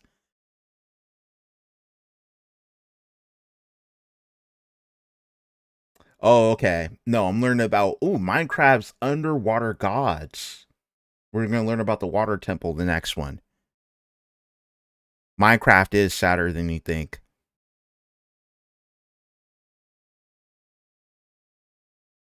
I can agree more, Judy White.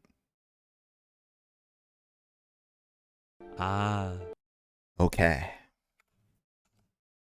All right. So this is my great game. This is what happens when you're new to streaming. You literally can't talk. The game theory: the murky history of Minecraft's underwater gods.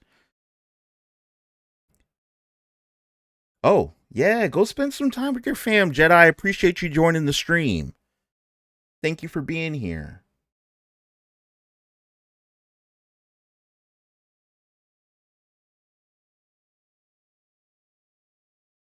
Hey, Chad, what's up? Okay, we're going to watch Game Theory, the Murky History of Minecraft's Underwater Gods. If you're new to the stream, hit that like button and subscribe today. Join the Nate Aliens. You can also hit the join button, become a member today to join the Nate Alien Armada, which we will have special events and exclusive streams just for you, and also a loyalty icon that you can show off anywhere. So that's exciting. Okay. Also, of course, this will be available on YouTube after the stream, so you can go ahead and hit rewind if you missed anything. All right. Let's go ahead and continue. I appreciate you all joining me along this journey. The ocean, a beautiful blue crystal on this. The ocean, a beautiful I get that. blue crystal. It's like SpongeBob. Cuboidal planet we call home. Home to sea creatures large and small. The majestic squid, the playful dolphin. The reborn souls of the dead waiting to drag into your watery grave! All today on Game Theory. Game Theory intros are goated. They're goated. They really are. They're some of the best intros. Hello, Internet! Welcome to Game Theory, where today we're engaging in a very mature 13-plus critical analysis of a fun-for-all-ages game, Minecraft. Does that cover me? Not gonna get hit by any FTC fines, right? Here, let me throw in some big words just in case. Entrepreneurship, anti-establishmentarianism, defenestration, rampant consumerism. Hey, speaking of rampant consumerism, Was he on to the defenestration meme before it became a meme, or was this around the time when it popped off? Because I swear that's a whole meme now. Like, everyone just keeps throwing around that word. I mean, we all know what it means by this point, but it just seems like TikTok found the word and it just went crazy. And that 2020 Coppa Purge. If you want to help protect this channel while also showing your theorist pride and staying cozy this winter season, brand new Theoryware is available right now, right below this video. That was smooth. We got everything from a glow-in-the-dark This t-shirt was smooth. to lounge pants, a Nintendo Switch case, an awesome new flight jacket that combines a windbreaker and a hoodie, and even this little tube tumbler guy. Hold on. Try to push him over, you can't knock him over.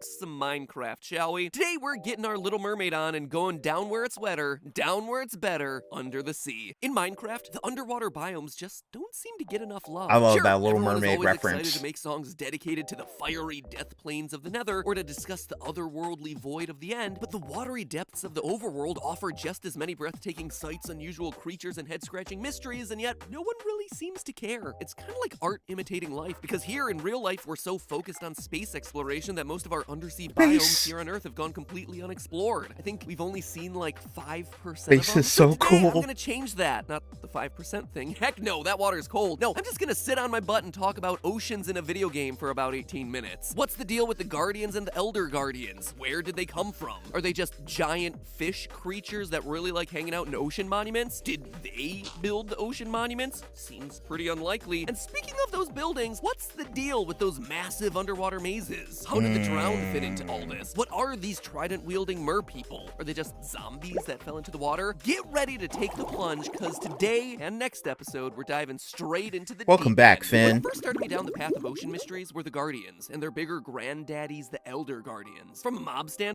John, your best thing you want to do if you want to die is to just keep watching content and interacting with the Nate Alien Armada. Just keep watching. Just keep watching. Just stick with me. That's your best thing to do. Play some Minecraft.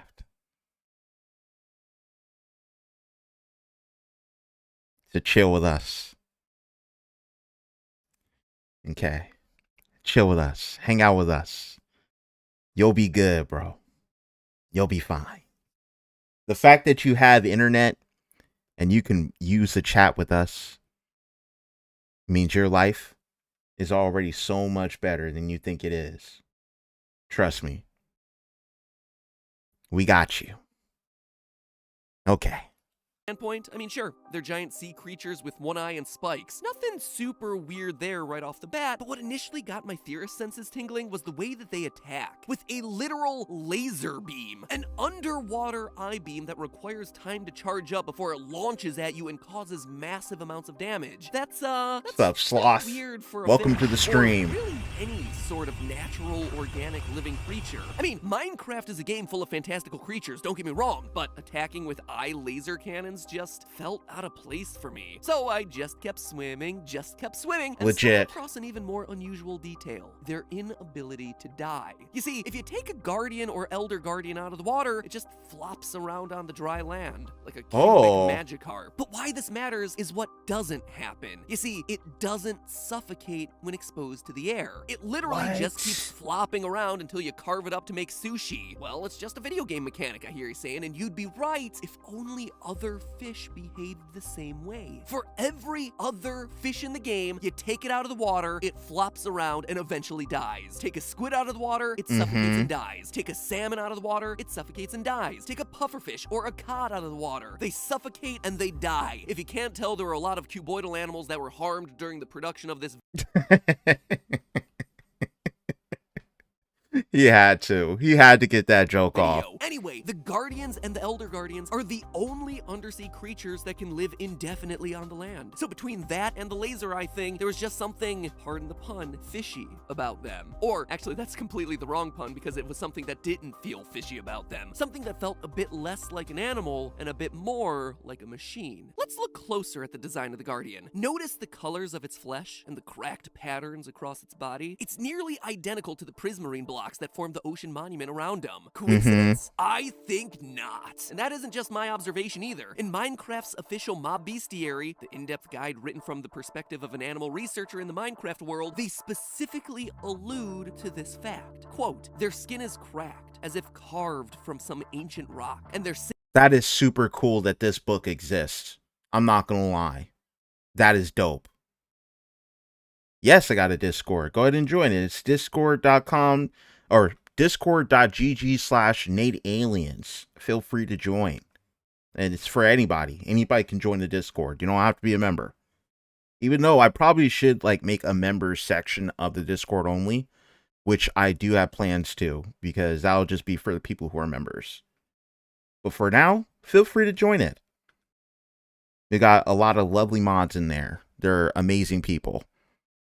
single white eye is somehow both unknowable and cruel. End quote. Ancient rock, you say? Like perhaps prismarine? The very same stone that Yeah, I serves kind as of the want the primary official building MC block book for too, all Ninja. ocean monuments, the I'm only jelly. place in the game where they spawn, further supporting the idea that the Guardians aren't made of flesh but rather of prismarine stone is their drop behavior. When killed, the Guardian has a 40% chance of dropping prismarine crystal, which, for a fish, doesn't make a whole lot of sense. I mean, if you kill a sheep, it drops you wool. If you drop a cow, it drops you like cow flesh. But if you're a non-organic creature built from the nearby rocks and minerals, well, that could certainly explain a whole lot. And speaking of their drop behavior, the mob bestiary does a drop of its own. Another interesting tidbit about the Guardians. Quote again, Elder Guardians will also Welcome drop to the a stream. water-absorbing sponge if killed by an adventurer. And if it doesn't drop a prismarine crystal, one will find raw fish of some kind in its place. Some scholars think that this is evidence that its diet consists of fish and other natural watery foodstuff, but Guardians have never been seen to wander far from their temple homes to catch them, so we cannot be sure. End quote. It's an odd detail to include there at the end, right? To specifically call out, hey, they drop fish, meaning that they might eat fish, but, you know, considering the fact that they never leave the ocean monuments they spawn in, they probably don't eat the fish. Again, all the evidence seems to be pointing to these creatures not being animals, as I'm sure we've all assumed them to be, but rather some sort of artificial creation. A defense mechanism built of the surrounding materials somehow mixed with real-life fish, or real-life fish DNA. So somehow it's almost like the building itself is like sentient or something, and it like created a defense mechanism. But you know what? It wouldn't be that crazy, seeing as, I mean, sand can contain the souls of lost explorers and become freaking reanimated. So, and you can literally eat some plant that exists in hell, and it freaking keeps you from being burnt by fire. So, I mean, at the end of the day, almost anything can freaking happen in this game. To protect the very monument that they spawn inside. Even the creature's anatomical design inside the mob bestiary seems to contain some level of secrets. For most other mobs in the game, the book has this incredible illustration of their inner workings. The dense skeletons of the creeper, the humanoid brains of the enderman. But for the Elder Guardian, we get ourselves a piece-by-piece dissection of the eye, with components that look kind of like wires, leading to panels meant to charge up its laser. And underneath that thick, rocky skin, nothing much. A thin layer of pink with a gray area that appears to be stone. It's certainly not any sort of bony structure. It's not anything that resembles the inner workings of a fish, and it's certainly not anything that looks remotely organic. Lastly, it's worth noting that the Elder Guardian's eye will still have the ability to track a player who's invisible, seeming to suggest that this mob is dealing in the thermal spectrum, tracking your heat signature rather than any sort of visual sign of your movement patterns. So again, another weird, interesting detail about these creatures. I mean, even the name seems to allude to it, Guardian. Considering they only spawn inside ocean monuments and they're called Guardians, if they were indeed man-made, well, clearly they were made to act as some sort of security mechanism. But then, what are they supposed to be protecting? Well, despite ocean monuments being massive complexes, there's really only two unusual rooms worth calling out inside of them: the sponge room and the treasure room. The first is fairly self-explanatory. It's the sponge room. It is a room full of sponges. There's not much more to say there. I'm personally more of a loofah man myself, but still, it's odd that whoever built this enormous building deemed it necessary to dedicate a room to this one oddly specific Welcome back, item. basic More boy. on that in a minute, because it's the treasure room that I think the Guardians want to focus on. You see, while every monument may not necessarily contain itself a sponge room, all monuments do contain themselves a treasure chamber. A central area with a tall ceiling and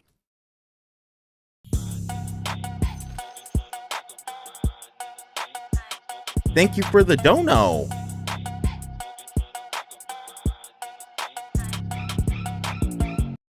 I appreciate it.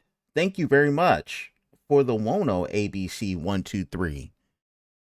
Welcome to the stream. Rich Allen. This is the Rich Allen arc. I love it. I love the Rich Allen arc. I've never experienced that arc. I would love to experience the Rich Allen arc. We got some billionaires in the chat. Okay. Let's continue. 8 gold blocks located in the middle. Gold blocks that are encased or hidden behind a layer of dark prismarine. And it's this right here that is perhaps the most oddly specific design choice hidden in the entire game. Here we are in the middle of this massive underwater complex made entirely of one material. Just varieties of prismarine everywhere. That's it. And yet smack in the middle, the designers decide to include this massive golden box. All right, that alone would make some kind of sense, I guess. Displaying your prized treasure like it's a core to the entire building, but it's the fact that the gold is hidden under another layer. That the gold is literally encased within a box of dark prismarine, within a box of another stone hidden away, that really strikes me as noteworthy here. And it's those details, coupled with the overall design of the structure, that leads me to believe that the ocean monuments were made to be religious buildings. First, let's just start by looking at the overall design of the ocean monument. It's a classic zig. And this would make sense too with the protection. It would make sense that they would want people to guard it if it were a religious building. Holy crap. It took 10 minutes to get to it. It took us 10 minutes. But once we got here, once we cracked into his theory, it was good. Like, this is the meat of the theory.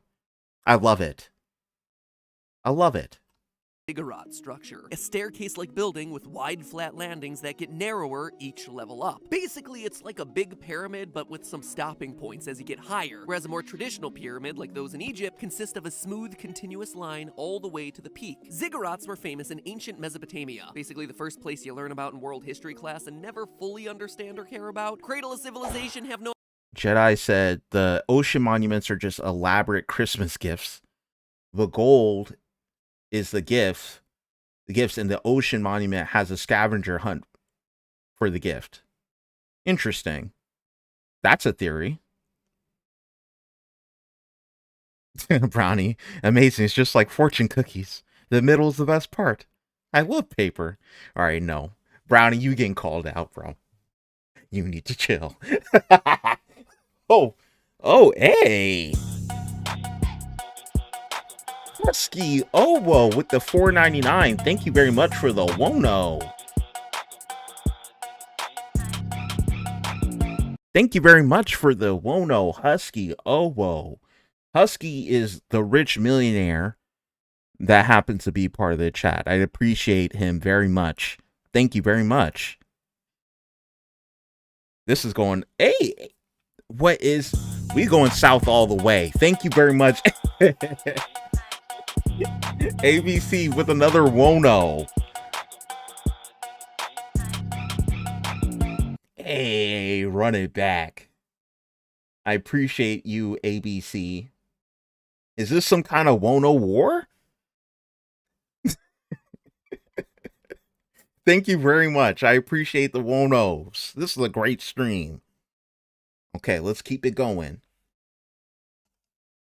No idea what that is. Let's just get to ancient Greece and Egypt. Basic already. boy. Those are the cool ones. Or at least that's how I felt when I was learning those. It's far so too I much. went back, refreshed myself on all that information, and let me clear it up for you. Mesopotamia back in the day was where modern-day Iraq and part of Syria are today. So basically, it's an ancient civilization located in the Middle East. That is where you would find structures like the one that we see depicted here in Minecraft. So, knowing the real-life structure that these monuments are based on, we can start to get clues as to what their intended use was in the Minecraft lore. You see, in ancient Mesopotamia, a ziggurat's main purpose was religious. It was meant to connect heaven and earth. They're thought to have been built to literally house the gods. As such, only priests Yeah, you are have, allowed Husky. to get inside of the ziggurats. And this hypothetical religious use seems to be supported by Minecraft. You see, one other key feature of the ocean monument is the fact that underneath the monument are 23 giant pillars that stretch down to the ocean floor. Very and particular. It's always 23, unless of course there's some weird spawn hiccup. But that 23 number, I've said it so many times this episode, it seems so oddly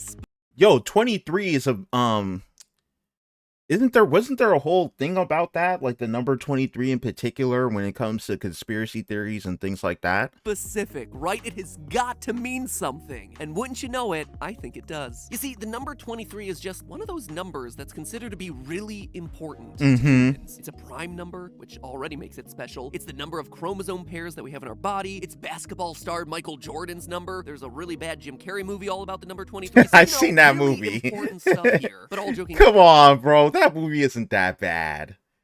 Matt Pat's tripping. Okay, a lot of people didn't like that movie, but it's because it was a serious role. It was one of the first serious roles for Jim Carrey.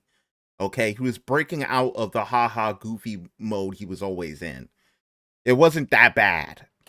Aside, there's even something called the 23 Enigma, essentially a belief that the number has some sort of magical or Jim mystical Carrey caught a significance stray. because of how much it shows up in our day-to-day lives. So when it comes to numbers, 23 is kind of a big deal, just behind top 10, lucky 7, and I guess unlucky 13. But when it comes to religion, 23 is an even bigger deal. You see, in the Islamic faith, there's the Quran. It's the Islamic sacred book, just like Christians have themselves the Bible and Judaism has the Torah. The Quran is believed to be the word of God as dictated to the Prophet Muhammad, and it took, get this, 23 years for the entire book to be revealed to Muhammad. It's also Muslim I appreciate you stopping by, Memer Sheepers. Were revealed to the Prophet Muhammad on the 23rd night of the 9th Islamic month. So Oh again, yeah, in the Truman Islamic Show. faith, the number Truman Show was really good too, and that was a very serious role. You're right.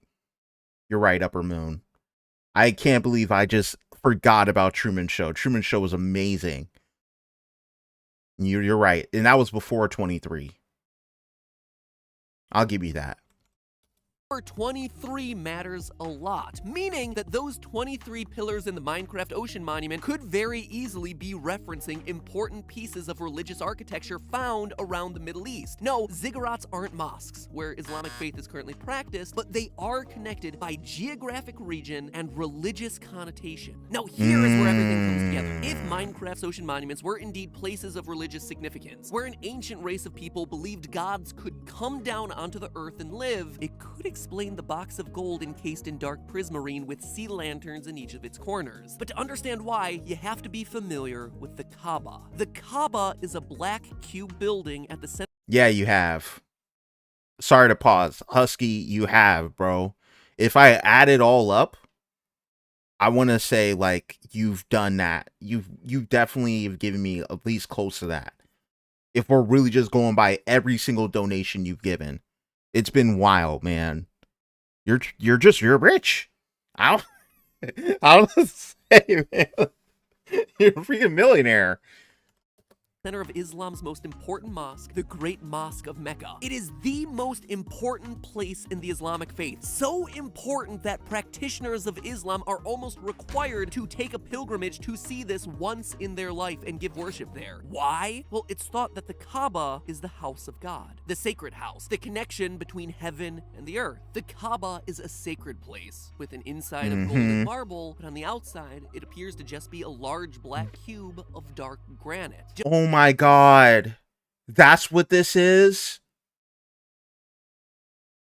If that's what this is a reference to, that is absolutely amazing and so cool. I feel like they can't outwardly like confirm that that's what this is a reference to just because of the implications of it and people in Minecraft probably being upset about that. Like it would have some kind of real reference to anything religious, but that'd be really, really freaking dope if that's what that is. Just like we see in the game with the dark prismarine being on the outside of those golden cubes. In each of the corners in Minecraft is a sea lantern. And wouldn't you know it, each corner of the Kaaba also has itself a special symbolic significance, most often pointing to one key location from Islamic history. So could it be that the Guardians of Minecraft are protecting the most sacred treasure of all, the location, or at least the perceived location, of God himself? It sounds crazy, but remember, the ending of Minecraft does indeed have two godlike figures speaking with each other about your gameplay. The fact that gods exist in the canonical universe of Minecraft is an established part of the lore. What? What?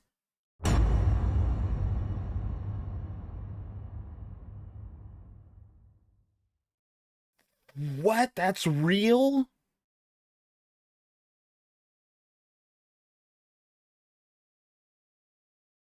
Mind blown. Mind blown. I did not know that that was part of the lore of Minecraft.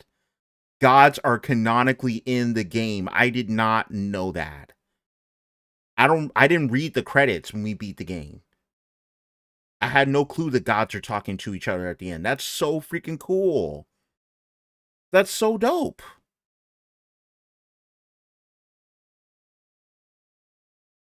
Yeah, that's what you see when you beat the Ender Dragon for the first time. I missed it.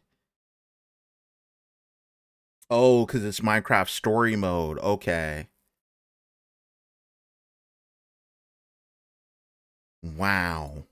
I mean, a lot of the details really line up here. The ziggurat structure connects us to the Middle East and Islamic tradition. The 23 pillars and their importance to Islamic faith, covering up the golden, important interior of a building with a dark stone exterior just like the Kaaba. The perfect cubic shape of both of those structures. The importance of each of the corners. The need to have the guardians protecting this place at all. Heck, even the name. This is the Ocean Monument. It isn't a ruin, it's not a temple, it's a monument. A monument. Is a word used to honor a place of historical significance, a place of the dead, or an important figure like a god. You don't call the building that houses your sponge room a monument.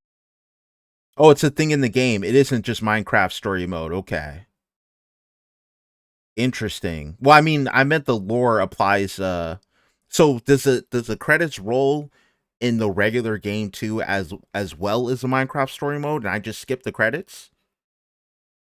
Because I don't remember it. I literally just don't remember it when I beat the game. No, okay. Oh, so it is. Wow. That is so freaking cool. I missed it. I think I have to go back and beat the game again. You see them talk about you. That is so cool. What? Ah, Minecraft. There's so many dope details.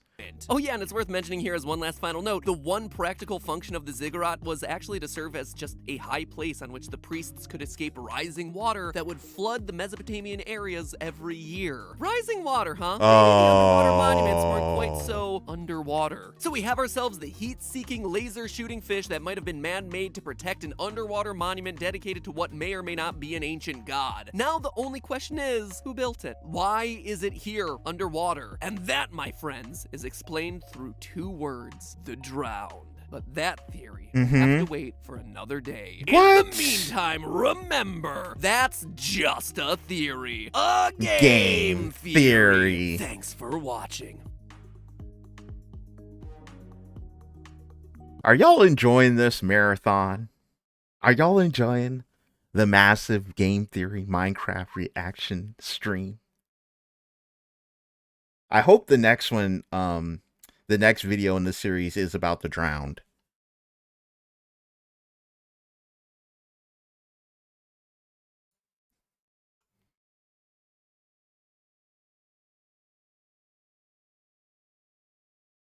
All right. We have one more video, and then it's c'est la vie. I told y'all in the beginning, I'm not here for a long time. I'm here for a good time.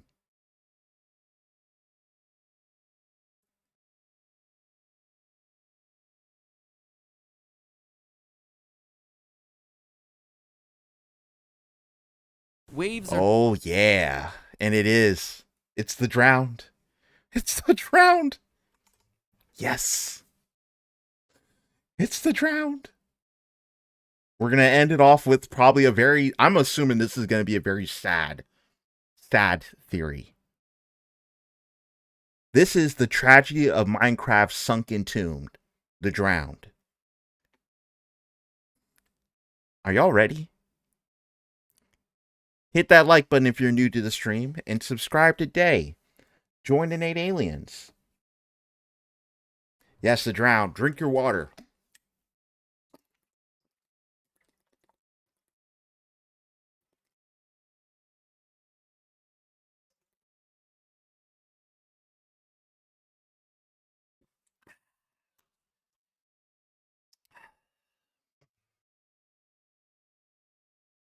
Okay, let's go ahead and get into it. Waves are not measured in feet or inches. They're measured in increments of fear. The ocean is an object of no small... Oh, wait. Hold on. We're starting this off deep. What is this? This is different than the other videos. Y'all gotta admit that. Let's go back. Waves are not measured in feet or inches.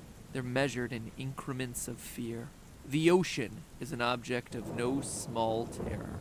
There are three sorts of people: those who are alive, those who are dead, and those who are at sea. Okay, I'm not gonna lie, this might be rough for me to get through. This might be rough for me to get through because this is about the ocean. And some of y'all know, but I have been through a very traumatic experience with the ocean. And it wasn't good. I'm going to try and get through this, but if this like starts getting like really, really bad, like I don't know if I can finish it. I don't know if I can finish the reaction. I will try my best.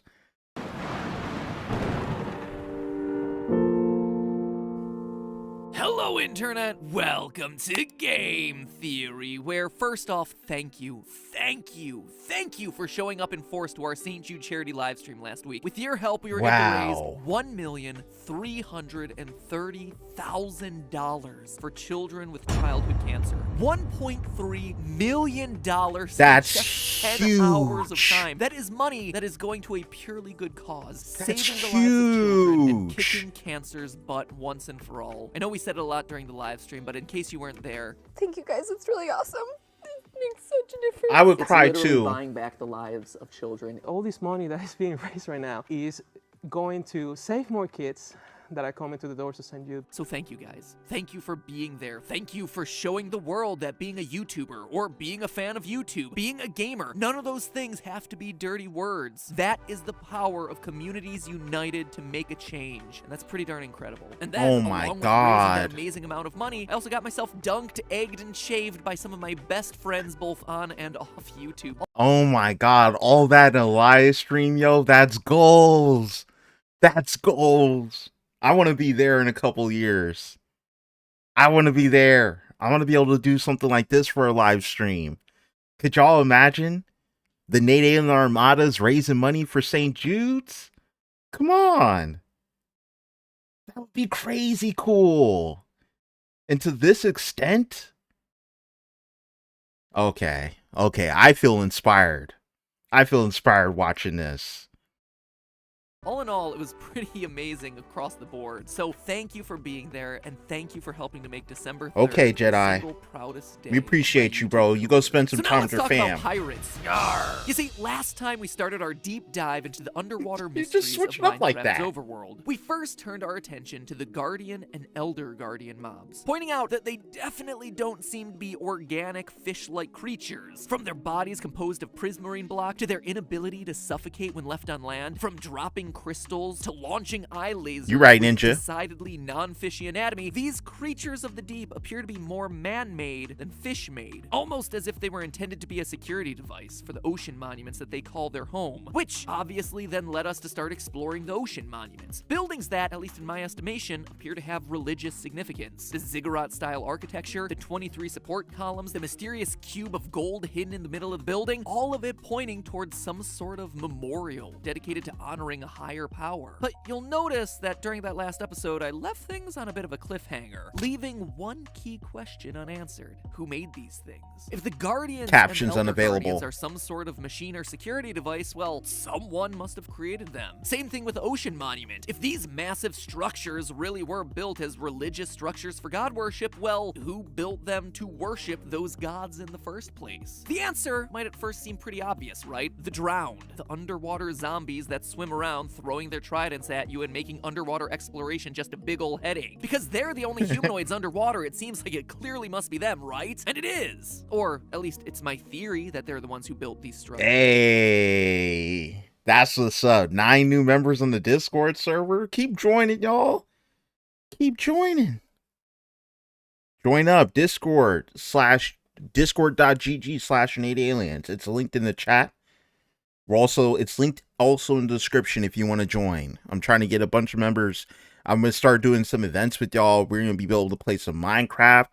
I want to play some Fortnite with y'all. I want to play a bunch of different games. So join up. But not for the reasons that you would expect. You see, there's a lot to show the history of the drowned. their connection to these monuments and how they became the drowned in the first place. Spoiler alert, these guys aren't just zombies who fell into the water, even if that's one of the ways that they spawn nowadays. No, the drowned were, at least at one point in their history, land-faring people who, like so many of the other mobs in Minecraft, underwent a horrific catastrophe. But to see why, Oh what it no, was, here we let's start go. at the end of our story and work backwards. To begin, how could we possibly know that it was the drowned who built the ocean monuments and the guardians that protect them? Two major reasons. First, the drowned are immune to guardian and elder guardian attacks. If the guardians are indeed protecting a holy sanctuary, well, you'd assume they'd protect it from all different types of intruders, not just us as the player. And yet, the drowned mob gets a pass in the eyes, or should I say, the eye of the guardian. This only makes sense if the drowned are somehow connected to the monument and or the initial construction of those guardians. It would be pretty darn stupid to install a security system and then not write in an exception for you and the people that you trust. This tells us then that the drowned are approved to come and go as they please, while outsiders, like us as the player character, are actively discouraged from sneaking in and desecrating this ancient place of worship. Our I second love that piece of animation. evidence is gold. Now, we already covered last episode the mysterious blocks of gold found hidden in the middle of the ocean monuments. This, in and of itself, is bizarre, since the entire rest of the structure is just varieties of prismarine block and sea lantern. But if you look at other ruins left behind under the ocean and the loot that is found inside of those ruins, you see it again. More gold. Gold in the form of nuggets, gold in the form of apples, gold in the form of helmets. So gold and underwater structures seem to be connected. And wouldn't you know it, gold also happens to be one of the 4 drop items of the drowned. And remember, if we're going back into the lore, gold is very, very important to the original civilization.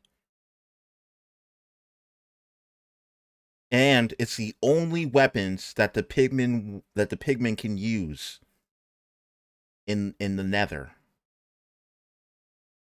This is that's all coming together. Like, all of it is starting to make a good circle.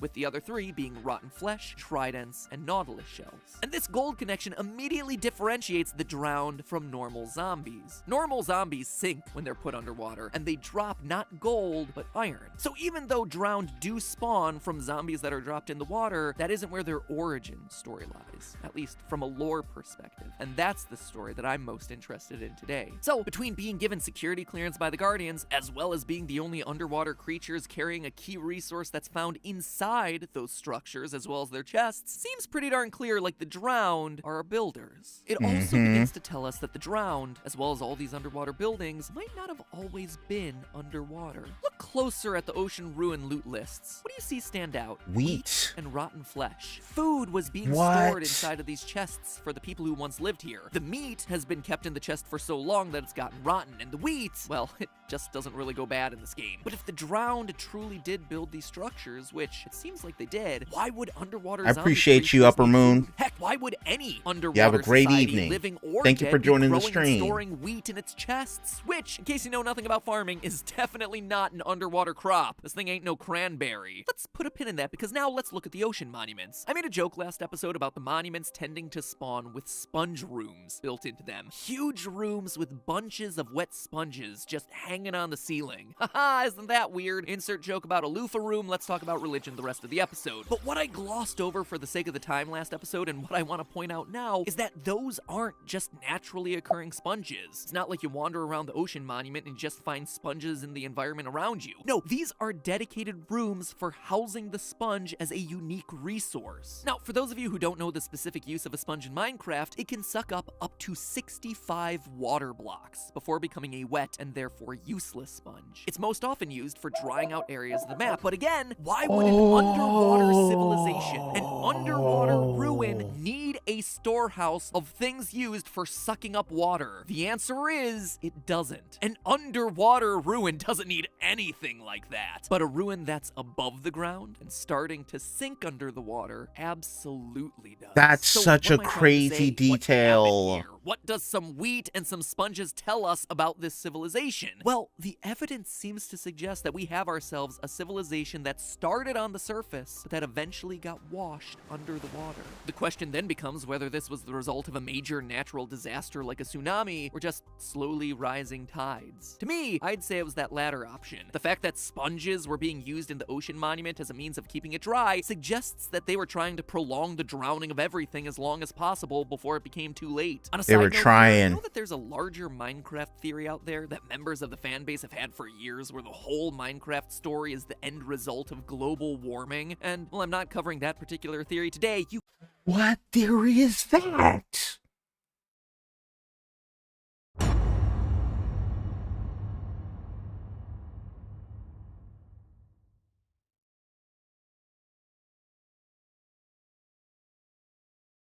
The whole world, the whole Minecraft world is a result of global warming?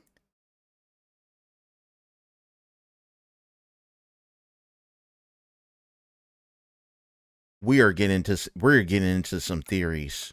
You can definitely chalk the ocean monuments and the rising tides that swallowed the drowned civilization as pretty darn strong evidence supporting that hypothesis. But we're still not done, because the story of the drowned and their buildings doesn't just stop there. You see, the drowned didn't just dab a few sponges around and call it a day when they saw their world slowly being swallowed up by the powers of Neptune himself. If we look at the evidence, we learn every step of their story. A story that, like so many of the other mobs in this game, is a tragic one of desperately trying to survive in the face of certain death, and those hopes of survival ultimately being dashed like waves along the rocks. Oh, man. This, my friends, is the complete story of the drowned. The drowned began on land as a normal seafaring civilization of fishermen and pirates. We know this because of their natural affinity with water, as well as the fact that they spawn equipped with both fishing rods and tridents, two common tools for ancient fishermen. And yes, although they've now been replaced with fishing spears, tridents were indeed an old-school fishing tool used in ancient Greece as like a harpoon for nabbing some fish kebabs. That's why you always see Poseidon and Neptune depicted with a trident. Cue the more you know graphic. I say that this ancient civilization were pirates as well, because the drowned mob is hostile towards villagers and wandering traders. This seems to indicate that a large part of their old culture involved raiding villages for their various supplies, and just old habits die hard. The loot you find in ocean ruined chests also seems to support this. Whereas most other chests throughout the game, in places like the Nether Fortresses or the End, have very consistent materials telling a very clear story of where a society was at a certain point in time and what resources they had to get there, the ocean ruined chests are kind of filled with a mishmash of stuff. You got some coal, gold, emeralds, some stone items mixed in there for some reason, leather. It's almost as if they've been taking whatever supplies they can grab from lots of different places around the world and just shoving them in their chests. Plus, I gotta admit, the drowned are hostile towards baby turtles, and no one nice is hostile Oh yeah, they evil. They evil. towards baby turtles, so they gotta be pirates. Putting aside the pirate business, we know for sure that they were a fishing and water-based culture that also happened to be deeply religious. But then the waters started to rise. Sure, they tried their best to hold back the floods using sponges, but it clearly wasn't enough. The waters weren't receding. If nothing was done, their whole world would be swallowed up by the very oceans their livelihoods were dependent upon. So they did what they know best. Their best fishermen took off into the ocean. Why? Because they were in search for one thing, the heart of the sea. Notice inside ocean ruined chests that there's one additional item that really stands out, the buried treasure map. Now, this is important. There are 3 types of maps in the game of Minecraft: ocean, woodland, and buried treasure. The first 2 are fairly standard. They're sold by pretty much any cartographer. But the last one, the buried treasure map, can only be found in the remnants of the drowned civilization, underwater ruins, and shipwrecks. And that shipwreck detail is important. It tells us that these fishermen went out into the oceans on their boats, carrying these maps, looking for the treasure that was hidden on those maps. Now, buried treasure in Minecraft is pretty interesting. It can include everything from The drowned are the lost crew?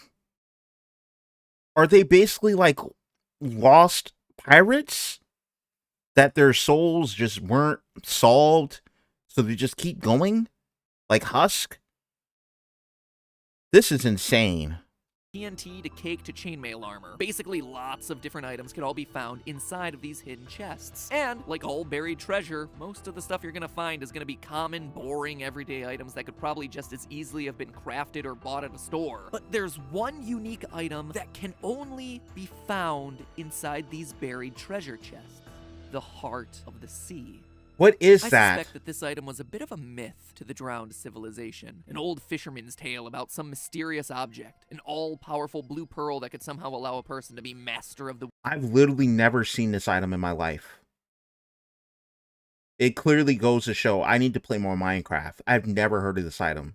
waves. I mean, consider this. In the game, the Heart of the Sea only has one functional use, building conduits. These conduits bestow the effect Conduit Power, an area of effect status boost that gives anyone in the area who's touching water the skills of water breathing, night vision, and haste. 3 skills that would be pretty darn essential for a society frantically rushing to fight against the rising tides. So Water breathing to survive cool. the suffocating waves, night vision to work around the clock, making darkness just as productive as the day, and haste to speed up the building process as time continues to tick down and as the tides continue to rise. This was their hope, to find the mysterious and super rare Heart of the Sea object, the one thing that they believed could save them. And with the waters quickly rising into their homes, there was no place left to turn, no other solution. This is sad. They had to find this object. This myth is or very sad. otherwise. So they sent out their ships by the hundreds, carrying their maps and fishing gear, desperately searching the waves, knowing that the lives of their loved ones hang in the balance. And as you can imagine, many aren't able to survive the journey. You'll notice that there are many shipwrecks sprinkled along the bottom of the ocean, broken husks of boats that contain those treasure maps, ships wrecked upon the rocks, or sucked down by whirlpools in the sea. Meanwhile, those left at home collect nautilus shells, the other ingredient necessary to build those conduits, ready to make the conduit once one person, one sailor finds that elusive Heart of the Sea, but it never comes. No one ever discovers it. Help never arrives at home. That's why we never find a naturally existing conduit in the world. And so this fishing society sinks. Their buildings and monuments get swallowed by the waves.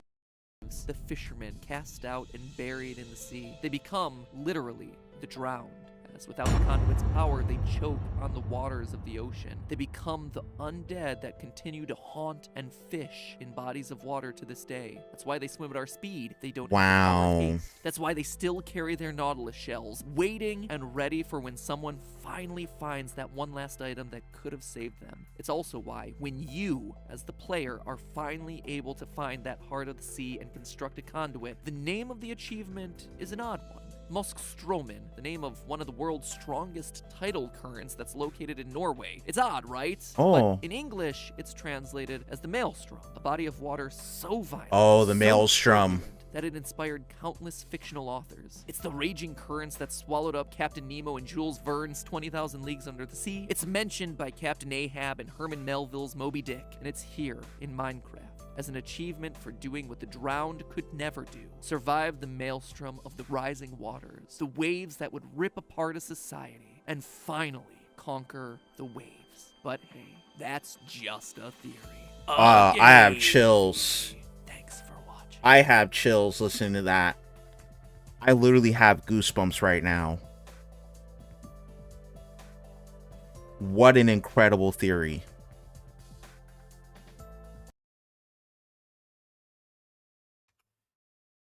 Wow.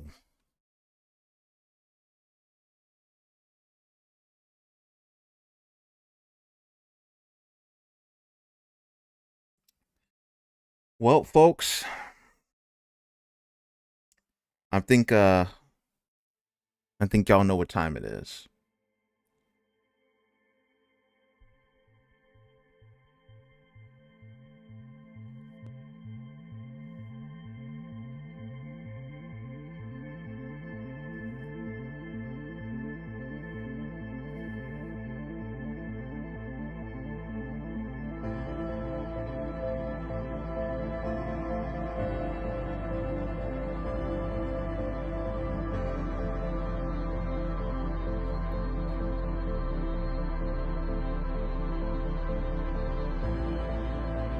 Aw, Turbo.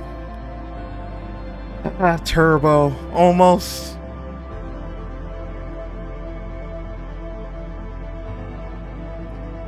It's been an honor, chat.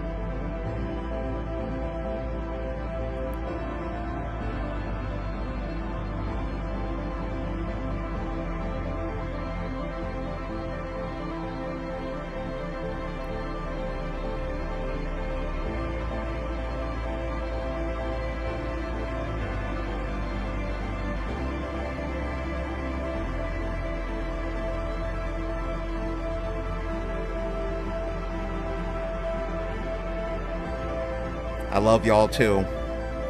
Thank you to every single donator and everyone who sent a Wono out today during the stream. I appreciate your support. Shout out to the Nate Alien Armada for making this show great. This was the pilot of a new format I want to try, and I greatly thank you all for joining me on this journey. And I will see everyone in the next video.